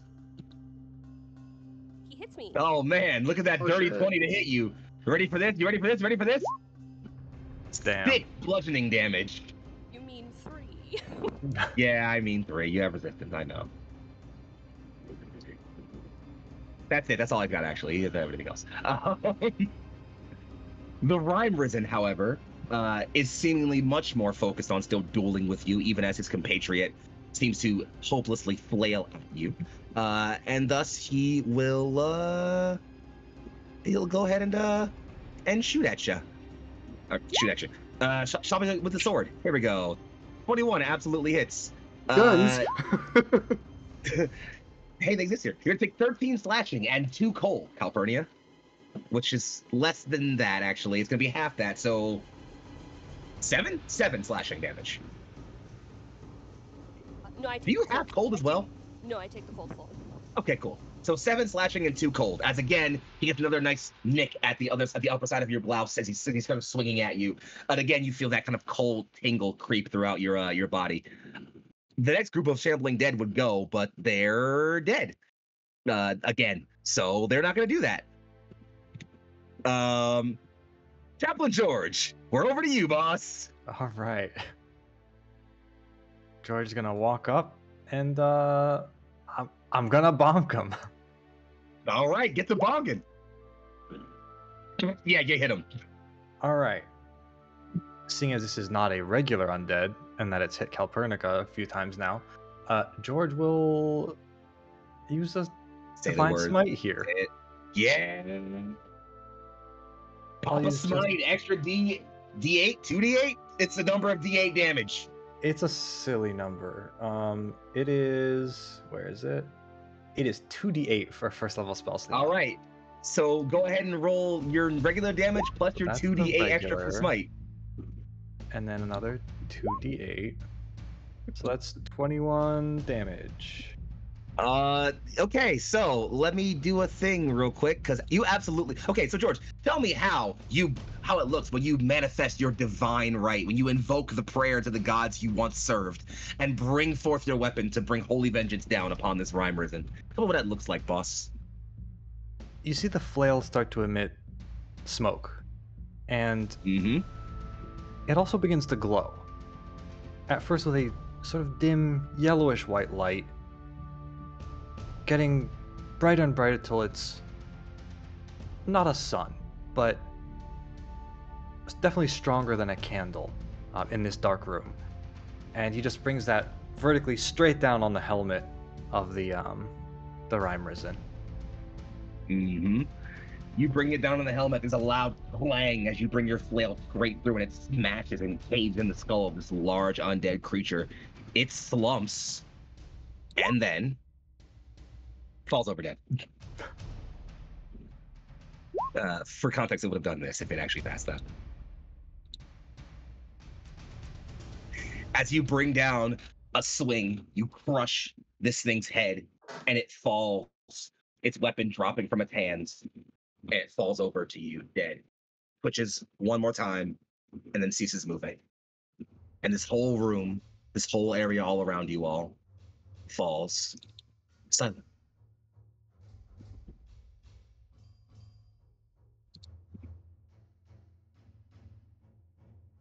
Well, George's gonna kind of poke it with his foot. Haven't seen one of those before. No, I don't know what it is. I've never seen anything like this. Cranky? yeah, it's been a while. I would assume I fought these in the war. Back when necromantic magic was much easier to have a handle on and control, the legions of Urgal and his generals were comprised of undead that had a very keen control of their their motor senses and their reflexes. They were almost like living soldiers on the field.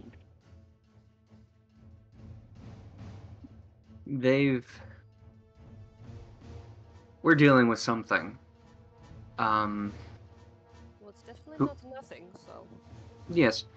Whoever can control this has some extreme power. Do you think it is a someone or something, as in artifact or whatnot? Unless the nature of magic is changing before our eyes, it has to be controlled by someone. Funny you mentioned that. Cranky, roll me Arcana. Ooh boy.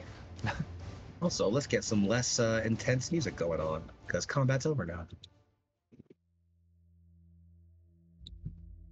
Oh, why is it only a +3? Okay. Alright. Fine. Are you proficient? No. I just have a +3 in it. I have history and religion, but Arcana, even though I'm a mage, is not. I should have. No, I still got an 18. That's fine. Well, one, you would know that Actually summoning an undead of this caliber and controlling it is a feat that would require for a mortal decades, if not centuries, of practice and study with how rankled and chaotic death magic is. However, what's a much more likely, and possibly in your mind even more terrifying prospect, is that the winds of death magic simply gathered here naturally strongly enough to bring forth the more powerful undead. Thing is, the winds of death wouldn't gather like this naturally. Something's wrong. Yep. I definitely voiced this to the others. My two theories of what could be happening here. What do you mean something is wrong?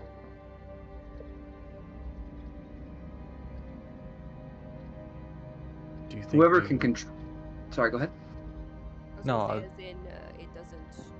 Is it the way you've normally seen it before, or wrong just as in the undead are wrong? Well, the undead are wrong, and we all know this.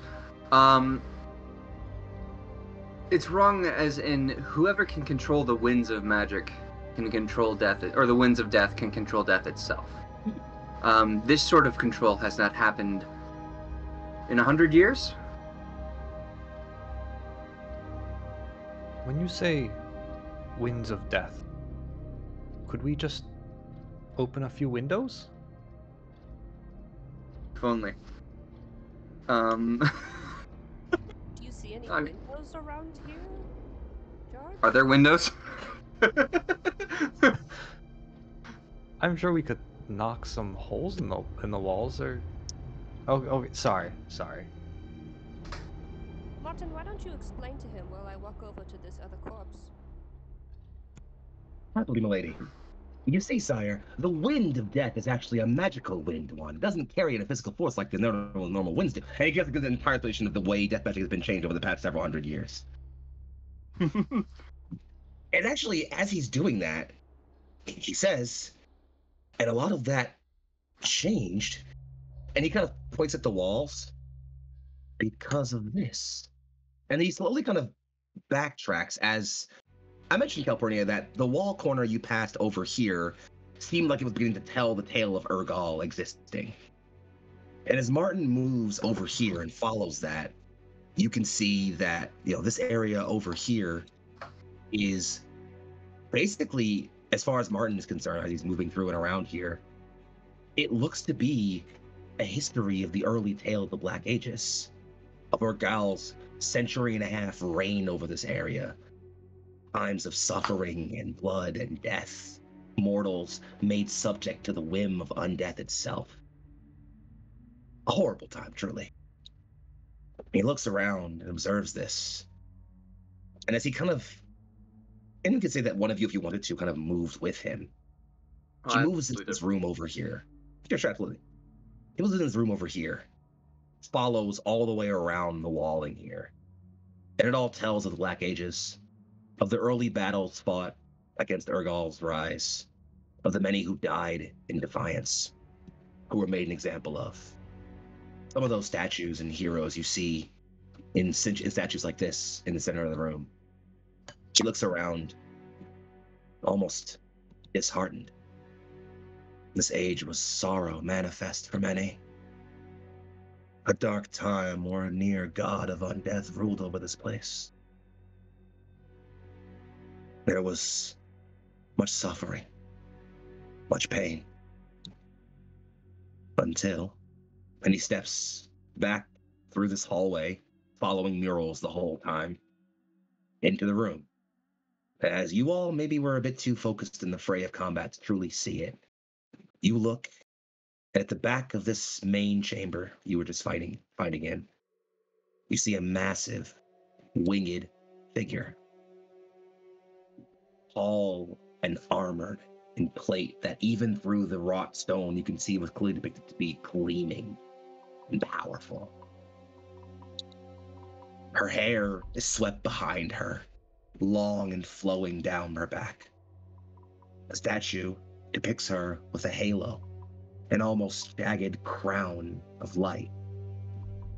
Wings pressed to either side of her high shoulders, and in her hand, she holds a sword high above.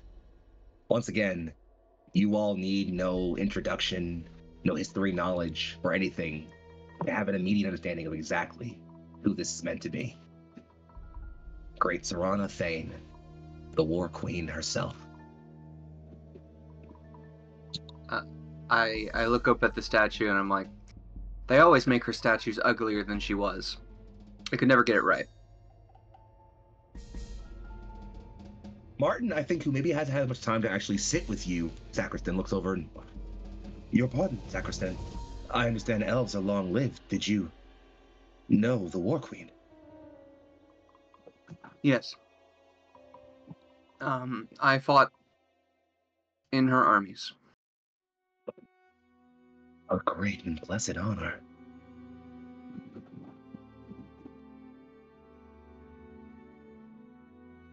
It was. And I think I leave that there. Greggy, Emmett. Yeah, I was gonna ask that second question. Yeah, how do you seem right now in an emotional sense, outwardly? Do you seem like there's any, like, are you showing any outward emotion right now? And I think it's... Go ahead. Go ahead. No, that's fine. I think it's very difficult, unless anybody wants to make an insight check, or a perception check or something. I have a mask on, so it's probably very difficult to tell. But I'm definitely not like standing strong, standing tall. I read your body language. I got a 23. Oh, 23, god damn! Reading like an open book. Yeah. I've known Frankie the longest, I think. So, like, I've known It's Frankie true. since I She was was, a child. or he was close to your family, absolutely. I think you can tell that I'm definitely not my cheery self. I think there's definitely a sadness, and maybe I'm definitely a lot quieter than I would be when speaking of the past.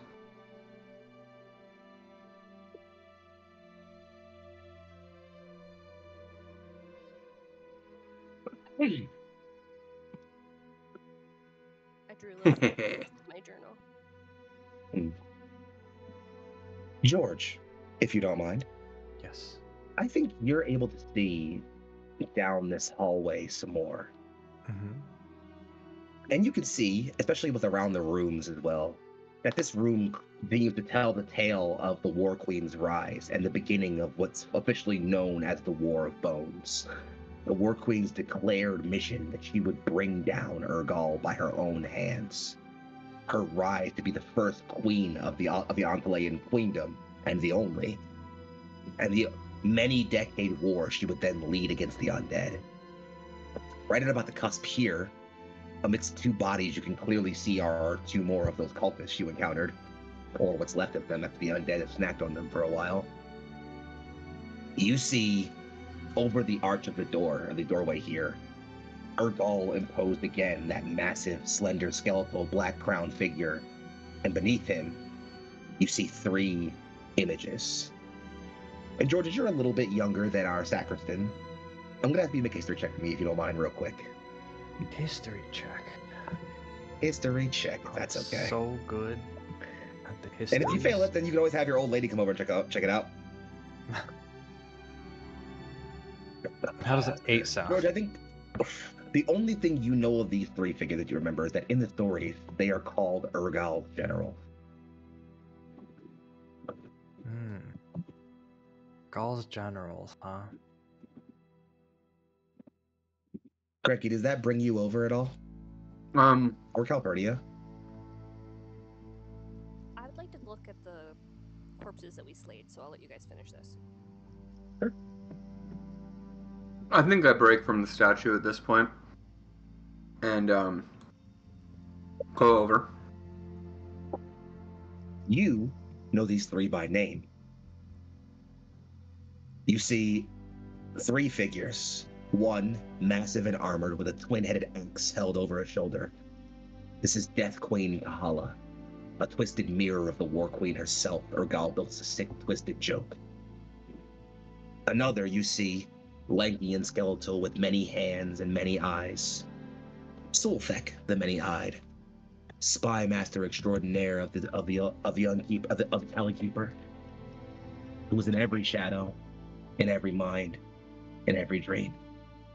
And lastly, the first of the General to fall, the one who died in a battle outside of Shalane, whose defeat culminated the building of this place, Voshkath, the unliving crown. Confident, brilliant, cold. He met the War Queen on the field of battle. Their fight was incredible. And his death, his destruction, showed all in the army of life that Urgal could be defeated.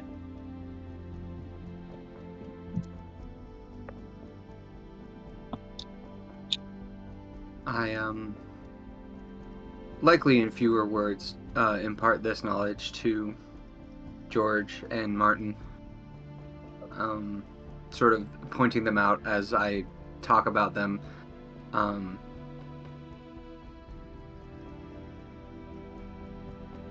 Likely,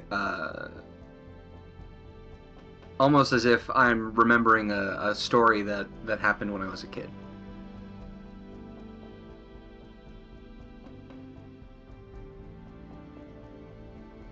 Mm-hmm. I see. This is quite the place then, huh? Indeed, Martin says, almost reverently from behind you. I'll save you all some time for the sake. If you want to drag yourselves around the corner and see the other room, it's almost a mirror of the first room Martin walked you all through, though it depicts the rest of the war. The long struggle against the rest of Urgal's minions, sort of long campaign the War Queen fought up to the Bashanet Mountains, the 5-year defensive campaign she held out in those great hills, and the siege she led to the walls of the great Palace Citadel herself. There, she fought Kahala, Sulthek, and Urgal himself. Slew all 3 of them. Broke Urgal so utterly his form could not rebuild itself in the realm of death. Death magic itself being changed in the process. And there, the light of Althea died.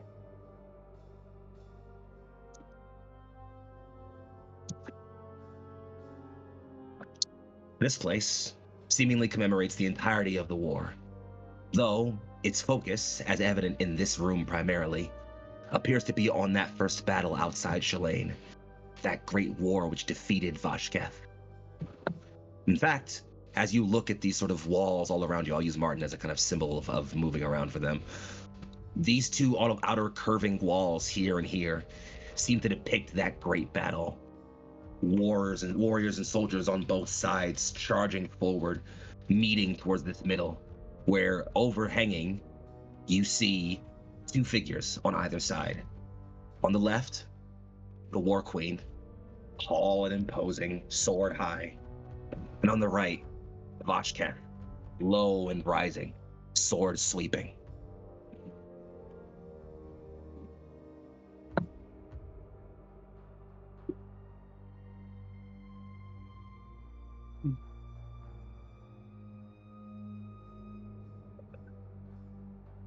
And is that a door right in the center? Funny. It's hard to notice, but it does look kind of like it might be an imprinting of some kind. Maybe a door. It doesn't have any kind of handle or mechanism to move, and doesn't seem to budge at all like when you push the other doors, though. I'm going to leave you there for just a second, Granky. Thank you for segueing into that perfectly.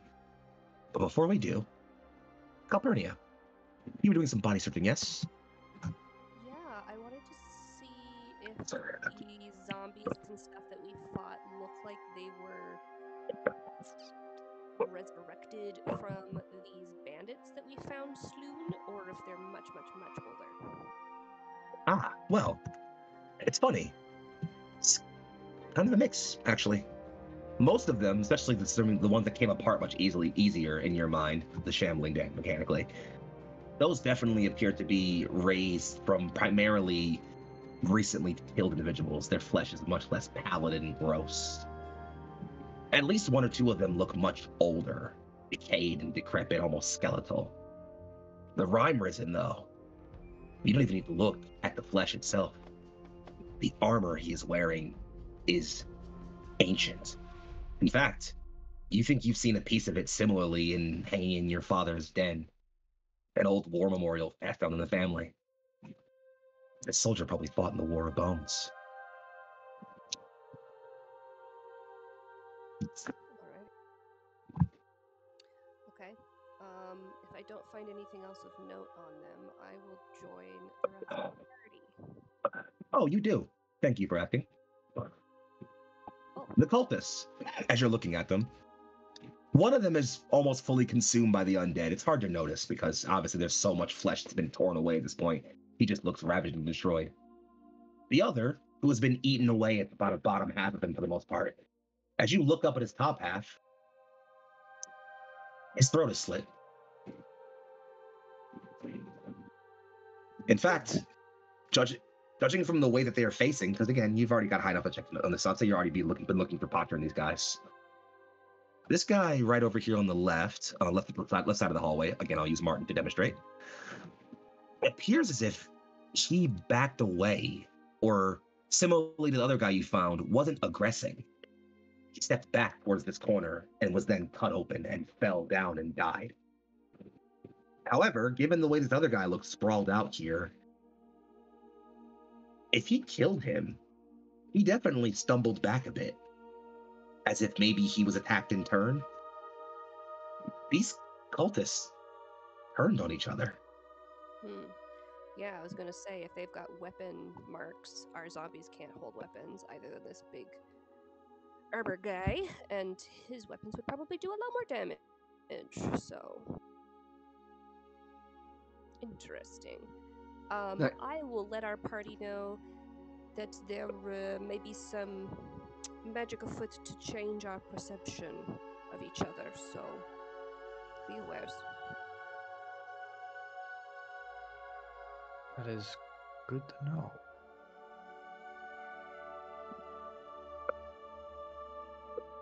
Oof. Anything more? No, I'll come look at this door with everyone. All right. Well, then I'll save you all the trouble of knowing it, but if you did happen to go around the hallways and look at the other side where the circular rooms weren't, you would have noticed that the room on both sides of the hallway, the room that seems to lead to has been blocked off. Rubble and debris have been piled up to sort of stop anyone from moving down the hallways into those rooms. Someone's in there. In fact, George, assuming your detect good and evil is still going, which I imagine it still goes on for a while, right? Okay. As you get closer, if you got closer to either of those sides of the rock wall, in fact, even as you approach this door, you can feel something foul, something rotten, something corrupt. Not just the wind of death magic. It is being wrangled, agitated. Everybody, there is something through there. My detect magic should also still be up. And you were absolutely feeling similar as you approach the door. There is foul magic afoot. Agreed. Magic is actively. Well, unless we're... Sorry, No, can go I ahead. look at this statue that's down here in this bottom corner? Yes. That statue is of General Krell. Often to some people called the War Queen's second in command, another famed hero of the war who did not give his life during so. In fact, he died several years afterwards, peacefully and surrounded by his family. No one knows where he's buried. Is there any inscriptions or anything on it? His name is beneath it. General Krell, Bastion Keeper, first through the pallid walls.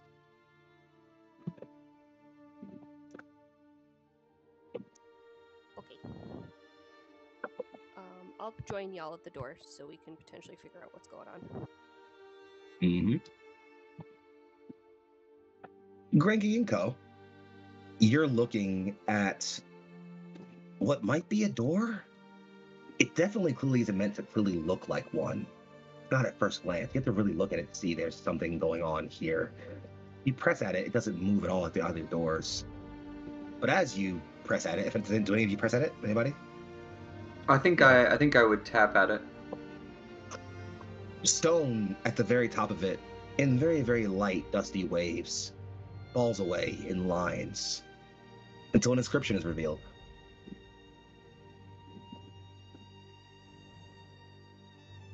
Is it that same celestial? Absolutely. And it says, very simplistically, only two things persist, life and death.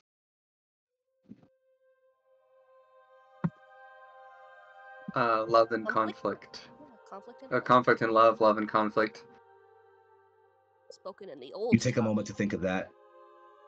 You speak the words conflict and love. And you say both words.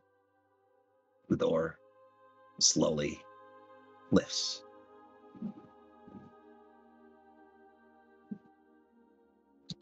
They got those And beneath rising it- doors. Mm-hmm. And as the door lifts itself, that foul presence you felt, both George and Calpurnia, and all of you actually, everyone but Martin, I suppose, detecting magic of some kind. Poor guy. No, me and Martin don't know. But It's fine. That's Martin looks at you two and sees that your noses, your faces crunch a bit as that foulness you felt almost leaks into the room like a curtain of filth as the door slides open. Something is working foul, disgusting magics back there. I absolutely take a few steps back. This is like the Ick 101 for Granky. Granky's just over there, just being like, we're trying not to barf. Oh, he in his younger days, he absolutely barfed into his mask a couple times. No. Worse. Okay. If no one yeah. else wants to go first, I will.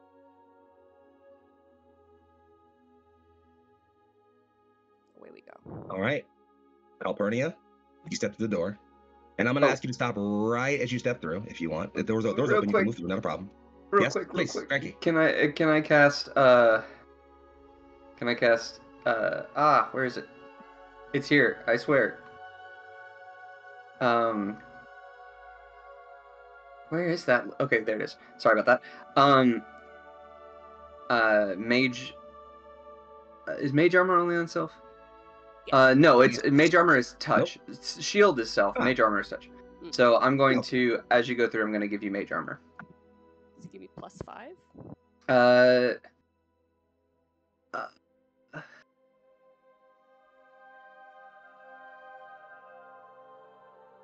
Are you wearing armor? No. What is your AC? What is your AC? 16. 16. What is your dexterity mod? +2. God, end up the same. Never mind. I'm sorry. It's the exact same AC either way. It'd be I don't shield just as self. So unfortunately my mage armor would not boost you any further than what you already are. Okay. Sorry, I thought I could help. I can't. No, it's okay. I get boosts when I take out my weapons anyways, so we're fine. I wanted to be All helpful. right, I also have sense. You help by murdering people, obviously. Yeah, fair enough. Clearly, yeah. So, Calpurnia, Grand Crusader Bonocheski, as you step forward into this thinner corridor, moving into much darker, much older catacombs, the room kind of slopes downward as you move. You can tell you're moving into some of the first built portions of this ancient bastion. And as you step forward, echoing off of the walls, you would swear you think you hear whispering.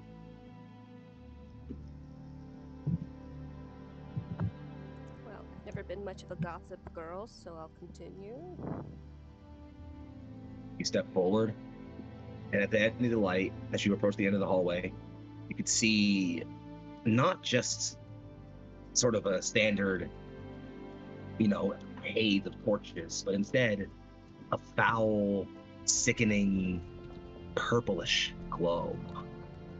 As in the room, you see more long plinths of graves and markers of ancient burial. And you see in a rising altar several stairs with a statue to some old deity of rest and protection. And in front of that, still barely lit, but the glow of the magic being used enough to illuminate them, you see 3 humanoid figures. 2 of them stand in a perfect position, knives held, blade down in both hands. A third, with a curved horned helmet and a robe about them, weaves his hands back and forth while he chants in an ancient dead tongue.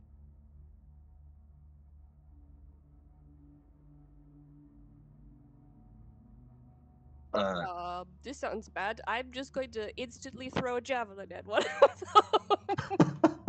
All right. Which Hey, one? stop that. Yeah, none of this. The one that I can still see the cultist this Sure. time. Yeah. Go ahead and make the attack, please. Is it a surprise attack? Yeah, sure. Why not? Okay. I'd say he's pretty surprised. I sure am. 13. 13 hits him. Excellent. Just gonna skewer him. Damage for me? What you got? 7. Okay, 7 damage isn't going to kill him, but it is going to hurt him. So you throw a javelin and it plants through the through one of these cultists, slicing through their arm and forcing them to drop their knife. They immediately fall to the ground. Forgive me, master, there are intruders.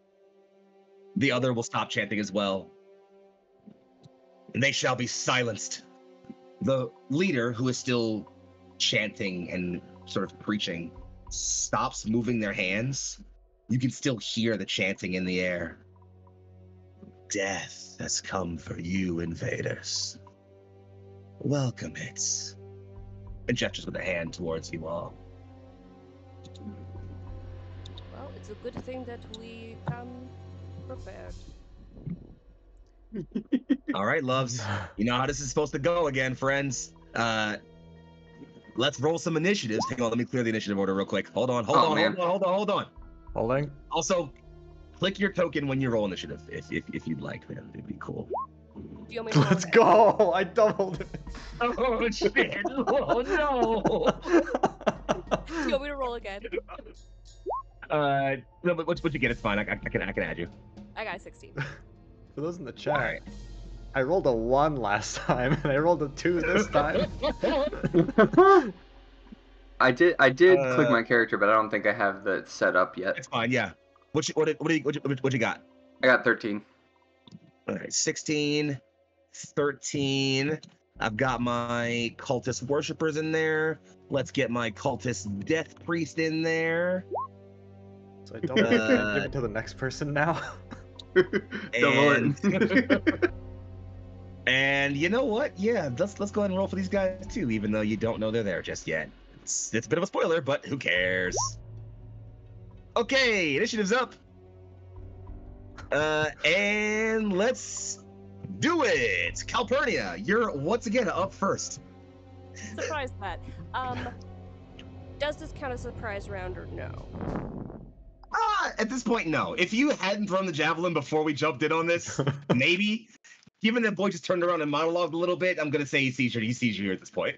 Okay. He's just saying it to nobody because he likes doing it every so often. He's been practicing for this for so long. Yeah. God. Take my walls here. This is what I'm gonna say. You ready? I'm a barbarian, so what do you expect?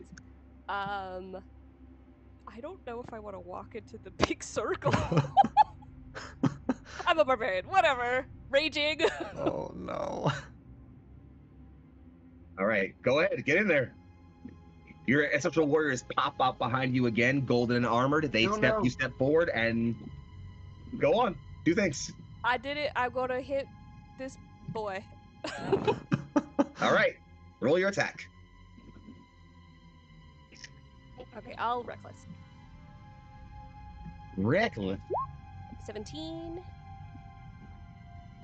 Hits. Ooh, on damage. That's only 7 damage.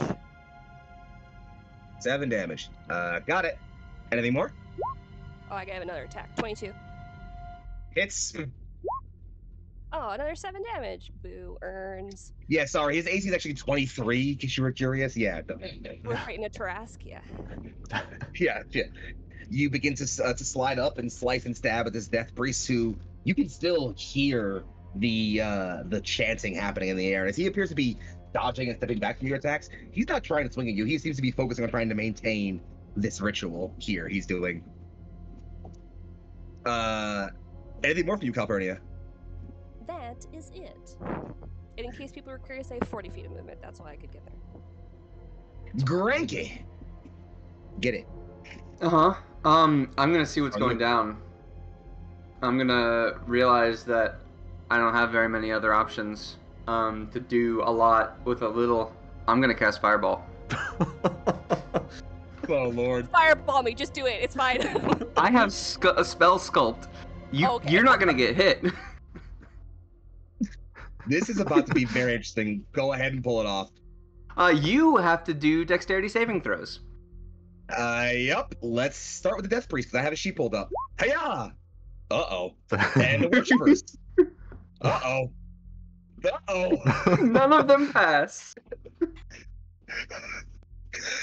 Well, this is about to be a very brief encounter. Oh, no. Go ahead and roll your damage, friend. Yep. All right. Well, I'm gonna look so badass. There's gonna be so much fire and like whirling air around me. Yeah. It's like as everything burns. Flames licking at like the bottom of your dress as you stand in the middle of this glowing purple circle on the ground, all on fire. oh, okay. 27 damage to all of them? Yes. Okay, so here's what I'm gonna do. I'm gonna throw a light in the room real quick, if y'all don't mind, just so y'all can see what's around here. Sure. That didn't work very well. You know what? We'll put it over here. Because there were 4 shadows here, who were being maintained by the ritual. But given that you just killed all the cultists, you don't do it anymore.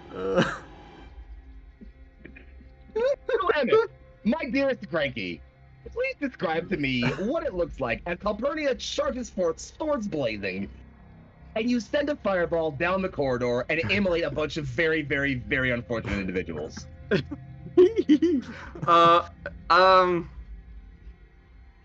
I think as soon as I see you charge in and there's no more information to be gained, I again light up, and just sort of hold back for a second because it takes a little longer to get this enough fuel to get this one going. And as you're swinging, I calculate exactly where you're standing and exactly where the arms are going. And just in order to avoid doing any damage to my dear teammate, I essentially do a nice big circle of fire. It less just hits all at once, and it sort of like swirls around, sort of convection cooking them all. If you don't mind me seizing the moment for a brief, of course. Here, you draw a perfect circle of fire almost around the circle of magic you see there and ignite it in flame. And as the flames begin to lick and rise, the 2 worshippers don't even have an instant to breathe. Their next inhale is one of harsh, burning oxygen as they are immolated in an instant, burning to their skeletons with their clothes melting around them, and they fall, blade still in hand, mouths guttering and churning out their last gasping screams. As the cultist is dodging Calpurnia, he sees you raise the lamp as his fellow cultists burn, and you hear him throw a hand out to you and scream, "No, no, no!" And as you ignite him, his robe goes up first, along with his flesh, and as the robe opens up, you recognize why you've still been hearing that chanting. His rib cage is open, and his bones are clattering like a mouth, speaking words in an ancient, dead tongue as they continue the ritual, even while he tries to fight. And as he burns, melts, screams, his throat popping and his flesh boiling and falling all around you, ripping at you, Calpurnia, as he falls to the ground. That mouth speaks. You fools! You've no idea what you have through. And it cracks, blackening and charring before it finally falls silent. In the corners, shadows you didn't even notice were gathering. Stop moving, falling to flattened silence. Everything goes quiet.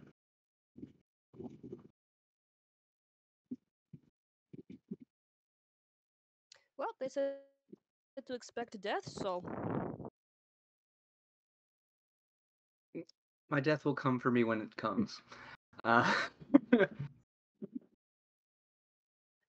is there still a giant purple circle on the ground? It is fading rapidly. Okay, good. I don't know if someone wants to I throw will. some oil on me or something. Figure out if I'm cursed now that I'm standing in this purple symbol. I think I immediately start jotting down what the symbol is while it's still fading. The symbols are old, older than Antalea, older than any of the people in this land. They are an old etheric language written in the lines of creation and unmaking itself. Necromancy, death magic, powerful channeling to churn the winds of undeath, to harness them, bring them into one being. Someone was trying to either make themselves a lich or otherwise simply empower their own necromantic abilities. It appears to be that one. That's what you stopped. The symbols are a channeling point meant to bring the wind of death together, gather it, swirl it in one place, and bring it into one body. By your estimation, at least, and you can make an arcana check if you want to feel like you want to dig to figure this out more if you'd like. By your estimation, the reason why Ribmouth over there died so angrily was because he was trying to churn all the winds of undeath. He had spent probably weeks rankling into this place, into himself. A spell that he took all of his concentration to maintain and focus. And if even a single thing went wrong, calamity could have been wrought. Well, get good, dude.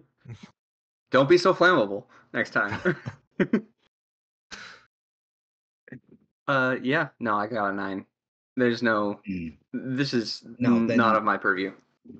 Then all you would know of this is that it, again, what it said, it appears that you can say almost with certainty this spell was meant, this ritual was meant to spend weeks drawing and rankling all the winds of undeath they could in a place that's hallowed and important as this, and assumedly draw them into one being, who you would assume is probably Ribmouth over there. Wild. I'm only calling him Ribmouth going on from now on. That's all I'm calling him for the future. That's his name. Wild. Nonetheless, as it all looks quiet, Martin steps forward. Is it done then?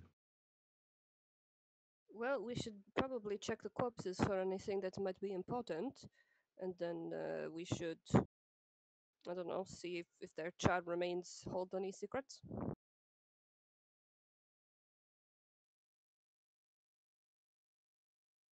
Let us do it swiftly then. I would not spend long in a place so befouled. Well, it's a 15. All right, with a 15. You're looking around. Are you looking at the corpses? Are you looking at the room? What you looking for here? I'm looking at Mouth over here. I All want right. to see if he has anything uh, artifact wise or anything on him that didn't get immolated. He had a symbol on him, seemingly like an arcane focus of some kind to help channel his magic. It looks like an old troll skull he hollowed out and carved runes into. It's clearly a magical focus and thus wouldn't easily just burn if lit on fire. And so it's still held in what remains of the skeletal ash of his hand, uh, sitting there. It doesn't appear to be empowered or, doing anything. It's not glowing or anything strange like that. Just sitting there in the flame. The circle at this point is just about fully dimmed. It's the faintest line on the floor, barely. Okay, well, I'll take it and walk it over to Granky and Martin. So you guys can decide if we're wrapping it in a cloth and keeping it or what. I think it'd be a smart idea for us to. I can cast Gentle Repose, which prevents undeath or any further decay on a corpse that I touch. It delays it for 10 days. Would Uh, bring our whole body back with us? the leader, at least, if we can gain any information about Rib Mouth. Um, Let's get the ruin. To be fair, All right. there's not much of Ribmouth left. Some That's true. charred bones. That's true, but we do have detect magic and other things along those lines. Let's see if there's any sort of useful, and we can bury him wherever. I'm not worried about an unmarked grave in the middle of a forest for this gentleman. Gentleman is a Does stretch. anyone have a big box or like a glass jar or something I can put him in? Oh, God. Charred. Um, Martin, I believe I have an old spare urn. Okay, this is classy. All right. Not that I feel comfortable applying one for a heretic such as this, but I I will make will amends. settle for a box if you find a box. It's fine. I will find you a box, madam. Thank you, Martin. I'm sure there were some at the camp that they set up in the entrance. Indeed. And if not, there were plenty back at ours. We could have some menials come and assist with removing any corpses or things we wish gathered. Burn anything else.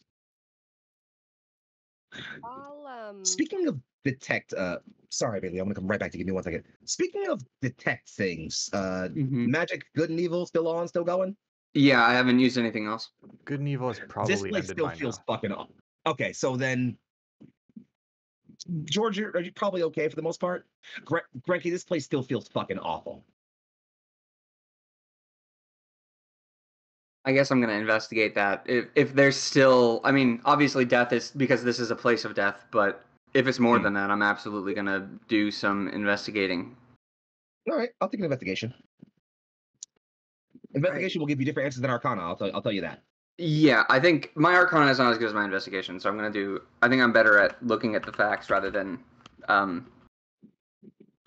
reading the magics. All right, makes sense. Makes sense. Let's do it.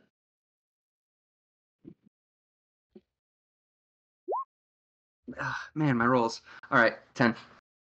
With a 10, you can tell that probably because there was so much time spent wrangling and gathering death magic, it is still gathered in this place. It will take time for it to fully disperse and spread around. A place like Old Keep is hallowed. Most of the dead here were given, of course, their proper rites and burials. It would have taken very strong magic to even raise the one rhyme risen you saw that was written here. Given the way things seem to be fading, you wager probably not too many more undead will be raised in this place if you simply let the magic disperse if you want. Actually, dispersing them would take an incredibly concentrated effort over a long period of time. And so, honestly, while it's not ideal, unfortunately, you don't really have much choice besides just letting those winds abate over time and hoping for the best. Keep an eye out. Can we I don't know. Calpurnia's not very religious. um, so I don't think she really knows any like specific things. But I guess like do we have any special water or feathers or whatnot to make the area hollowed? It is hollowed. The death magic will not disperse without a lot of work. And it's work we can't afford to do, unfortunately. I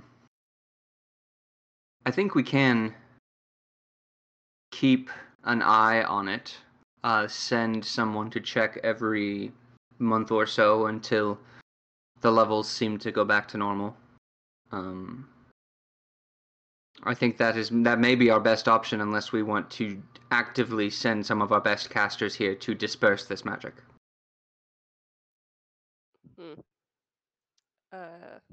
Could we start the process at least? Speed it up by a bit, or no?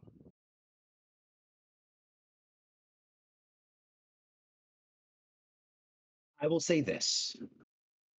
This would be a ritual, so it would take all of you sitting here for a while, and like Grenky, you taking some time to maybe even have go like send for a menial to even bring some materials and some more rare elements for you to use. It would take time for you all to sit here and do a ritual. It's doable. It's doable. You could start the process of dispersing that thing. Bare minimum, you would need at least 10 minutes to get a feel for the magic in this place to even know how effective that would be. And then you'd have a solid answer on that. If you want, you could begin spending that 10 minutes right now to kind of find somewhere to sit, start kind of processing and reading the magics around here and seeing what could be done with some concerted effort. I think I would do that and request that everyone else take care of the bodies that are here. Get a burn pile going, perhaps. At once, Sacristan, Martin says, and immediately begins to work about, finding some old ash and things to light and burn, as burning the bodies and the undead is a thing that Martin himself is quite good at. A man of my own heart. Martin's the guy you want if you accidentally murder somebody to hide the body. He does stop as he turns and does turn to George and Jess. Magnificent fighting, sire. Were you wounded? Martin, I got the hit. I hit 2 zombies. I'm fine. Well, I was set on fighting fire. with Pluto. The Lady Calpurnia was certainly injured. I simply wish to check. I am glad to hear you are uninjured. I'm okay, Martin. Wondrous. Thank you, my lord. And he turns and leaves. Very quickly. Martin, How old is Martin? Yeah, you know what? George, how old is Martin? Martin's maybe like late 20s, early 30s. Oh, Like 20s, early 30s. Oh. I see how it is.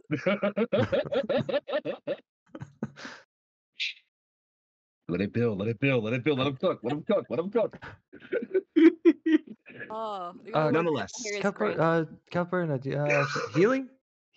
And do you need any healing? If you want to use your magic this way, I'm fine with it. If not, I am not of much Sure, I'm pain.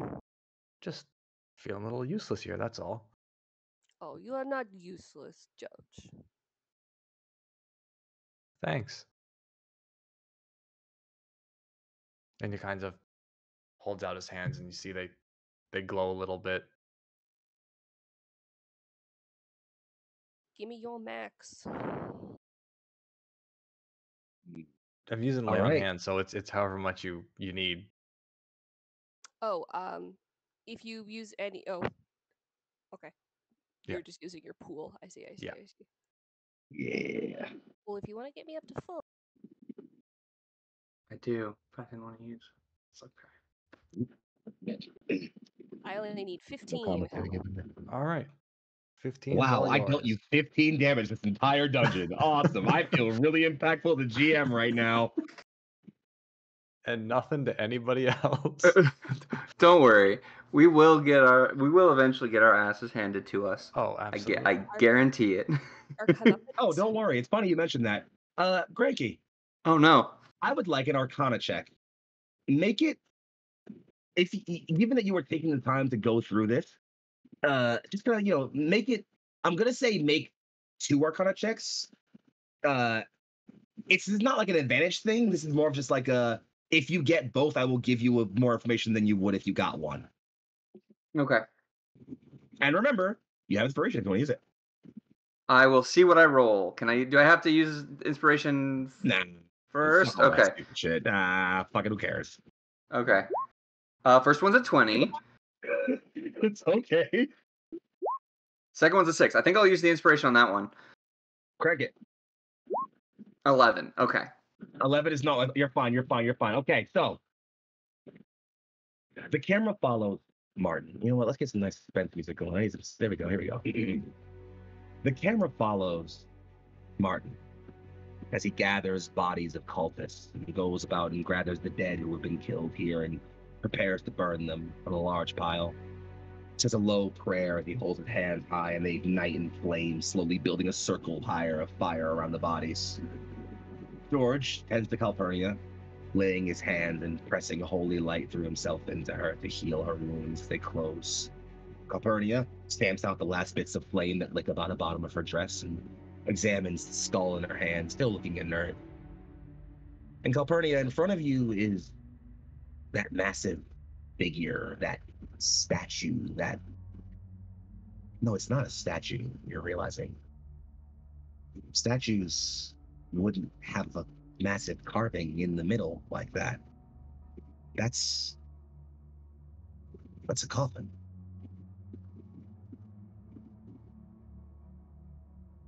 And it's then you turn to swing over and maybe think to ask, oh, Greggy, what? And Greggy is concentrating right now. Mask low and focused. And trying to gather what the magics like are happening around here, what's happening with the death wind gathered here. And you can't see Granky's face, so you aren't able to immediately gather emotions here or how much effort he's exerting. But that question freezes in your mouth when you look over and realize Emmett is shaking, quaking, trembling with exertion right now. Emmett, have you ever experienced a riptide? Have you ever felt what it's like when the water in a certain river swells and gathers, pulling more and more things down into itself like an all-consuming maw that can't be stopped until it consumes enough?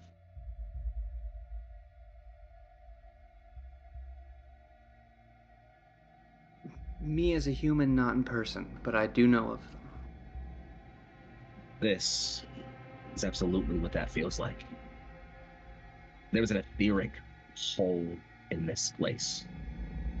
A puncture in the thickness between realms, and the winds of death are rushing and gathering and swirling. This fetid believer, this foolish cultist, this small-minded mortal didn't do this. He, like you, felt the winds of death gathering and swelling in this place and sought to take advantage of them. He did not make these winds gather, and you cannot stop them from gathering, swelling, congealing all around that coffin. Something dark, something ancient sees you in that moment, meets your soul with its eyes, judges you, finds you wanting. It is momentary, it is fleeting, but something is awakening in old people. And you, my friend, with the little arcana skill you may have, do not need much to know that if you do not get your friends out of this dungeon right now, all of you are going to die here.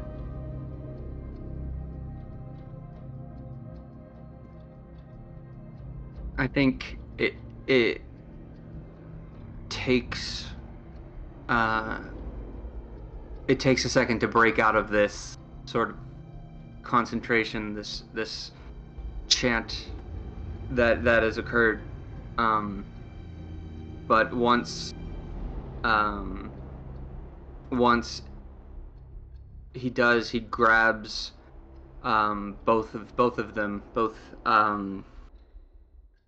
George and Calpurnia, and without saying a word, essentially shoves them as hard as he can towards the door and begins to run, assuming they'll get the hint. Martin has left the room, right? Martin, who has finished burning the bodies, looks over and sees it and it's just, are we leaving? And I think the only thing I can say is out. And we're going. I'm going. I can run faster than everybody else, but I'm going to bring up the rear. George, Albernia, you don't need detect good and evil to feel what you can feel in this room right now. It is a crawling, like an ice-cold dagger dragged along each of your vertebrae one at a time. It is chilling and harrowing. You are an ant, a nothing compared to it. It is death, purest and raw, the simple and pure feeling of not being.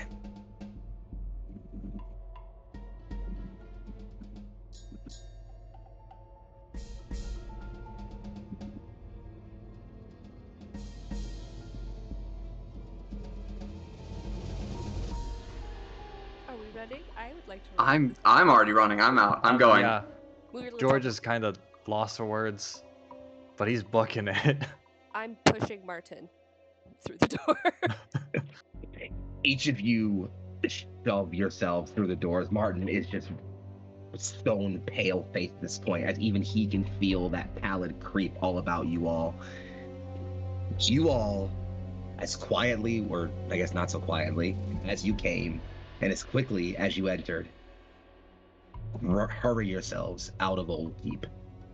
And it's as you do so, you find the strangest thing. Right outside of Old Keep is a runner.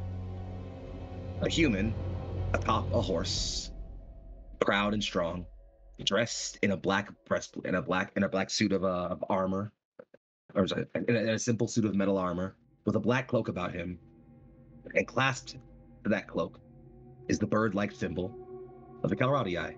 Caladriai. It's one of your runners, and their face is cold and pale, like death. My lords.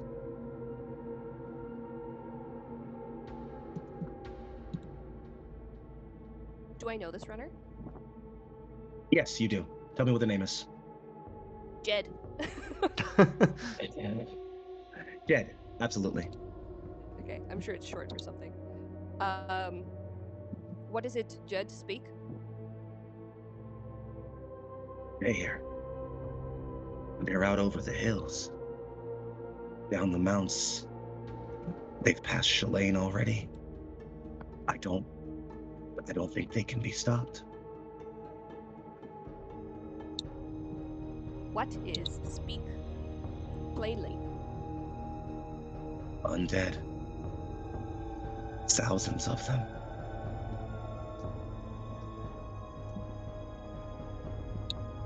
And the camera will stop and pan up high above the mountain peaks of Antalea, past Old Keep, roll over the hills of Shalane's Rest, and past the corner of Sarna's Rest.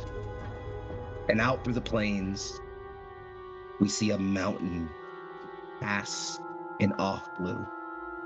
Not the high snow pouring down its peaks, but the pale blue glow of a million pairs of eyes leering from bleak, scald sockets as they march toward the city of Bayheart.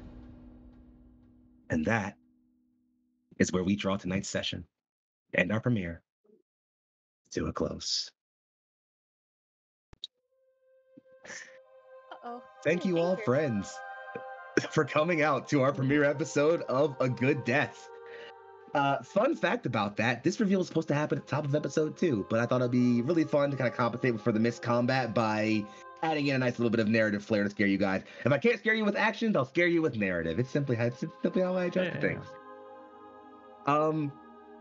I will spare any waffling and instead just let you guys be reintroduced to my incredible cast and all the wonderful work that they do so I can tell you what they're doing. So friends, please, if you will, in the order that I call you, tell me who you are, who you played tonight, where you can be found on the internet, how you're feeling right now if you want, and maybe one or two cool things you got coming up. Let's start with Bailey this time. Oh, starting with me. Well, I feel concerned. My socials, once again, are Skepsis3 or Skepsis_re in most places.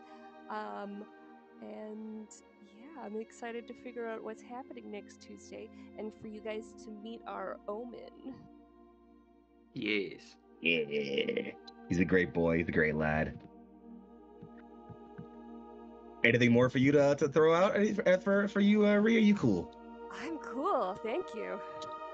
Happy to have you here. Looking forward to more storytelling. Let's swing on over to my bestest buddy, Lucian. Hey, I'm Lucian. I played our good paladin George with his sidekick Martin. I'm excited to see where this goes. You never know when there's a lot of undead around. Gotta find out why, Yeah. how, who. Yeah. We kind of know the where. Yeah. You're gonna find out a lot of those things real soon, let me tell you. You Well, can find me sometimes on the Discord, but basically nowhere else. Yeah. well, proud to have you here, Lucian. You know I love playing with you, boss man. Glad to have you here. And of course, last but anything but least, we pass it over one last time to the incredible and incomparable Normel. I'm a lot of mixed emotions there. I'll have to get into that with my therapist tomorrow. No, I'm feeling great. That's a lot of fun. I go by Normeld all over the internet. You can find me doing comics and other art stuff. And I've been Granky. Best is Granky. Love you, Granky. Well, Nora, this was our first time playing together, as it was with you, Bailey, and I'm excited to see what the rest of this journey brings to us. And I'm glad to have you all here on the LH journey, telling this wonderful tale with us. Friends, I'll keep it very short and simple. I'm Young Foxy, aka Big Foxy, also known as your favorite Fox Philly's finest. I'm all over the internet at Young Foxy. It's YUNGFOXX. Sometimes there's no Discord in the middle, so if you can't find me in one place, look for the other one. I do lots of cool things over here in the All Nights Roleplay, but rather than following anything that I do, please follow this lovely community of mine that I spent so much time fostering and making an incredible and meaningful place. We have a cool Discord you can find in a link that's going to pop up in chat right about now. We've also got some socials you can check out and follow. We're on Twitter, we're on YouTube. Fuck with the man. But if you happen to want to see what we're doing, you can also check out our YouTube, where you can take a backlog of any episodes that we have aired. Episodes show up in a week after they go live, so if you missed this episode live and want to catch it next week. And if you caught it live here and want to know more is going to happen, you can catch us next week, exactly 1 week from today, right back here on your screen for episode 2 of A Good Death. The last thing that I'll plug personally for myself is that I just put out a game today, actually, just now. It's called Yours at the End. 2-player micro game about best friends who are separated by horrible fate and have to re-find each other at the end of it all and possibly maybe fall in love or kill each other. I think it's a pretty cool little thing. It's my first game I've ever put together. It's out right now. It's pay what you want for it. I think it's a cool little game, and have fun with it. That said, I have nothing else to plug. Neon Lights Roleplay will be back live tomorrow for Buy a Shadow Piece, and I hope to see you guys all there. Thank you for coming out to our premiere. We have been A Good Death. This has been Neon Lights Roleplay. You have all been incredible, and we will see you all in exactly 1 week. Good night, everybody.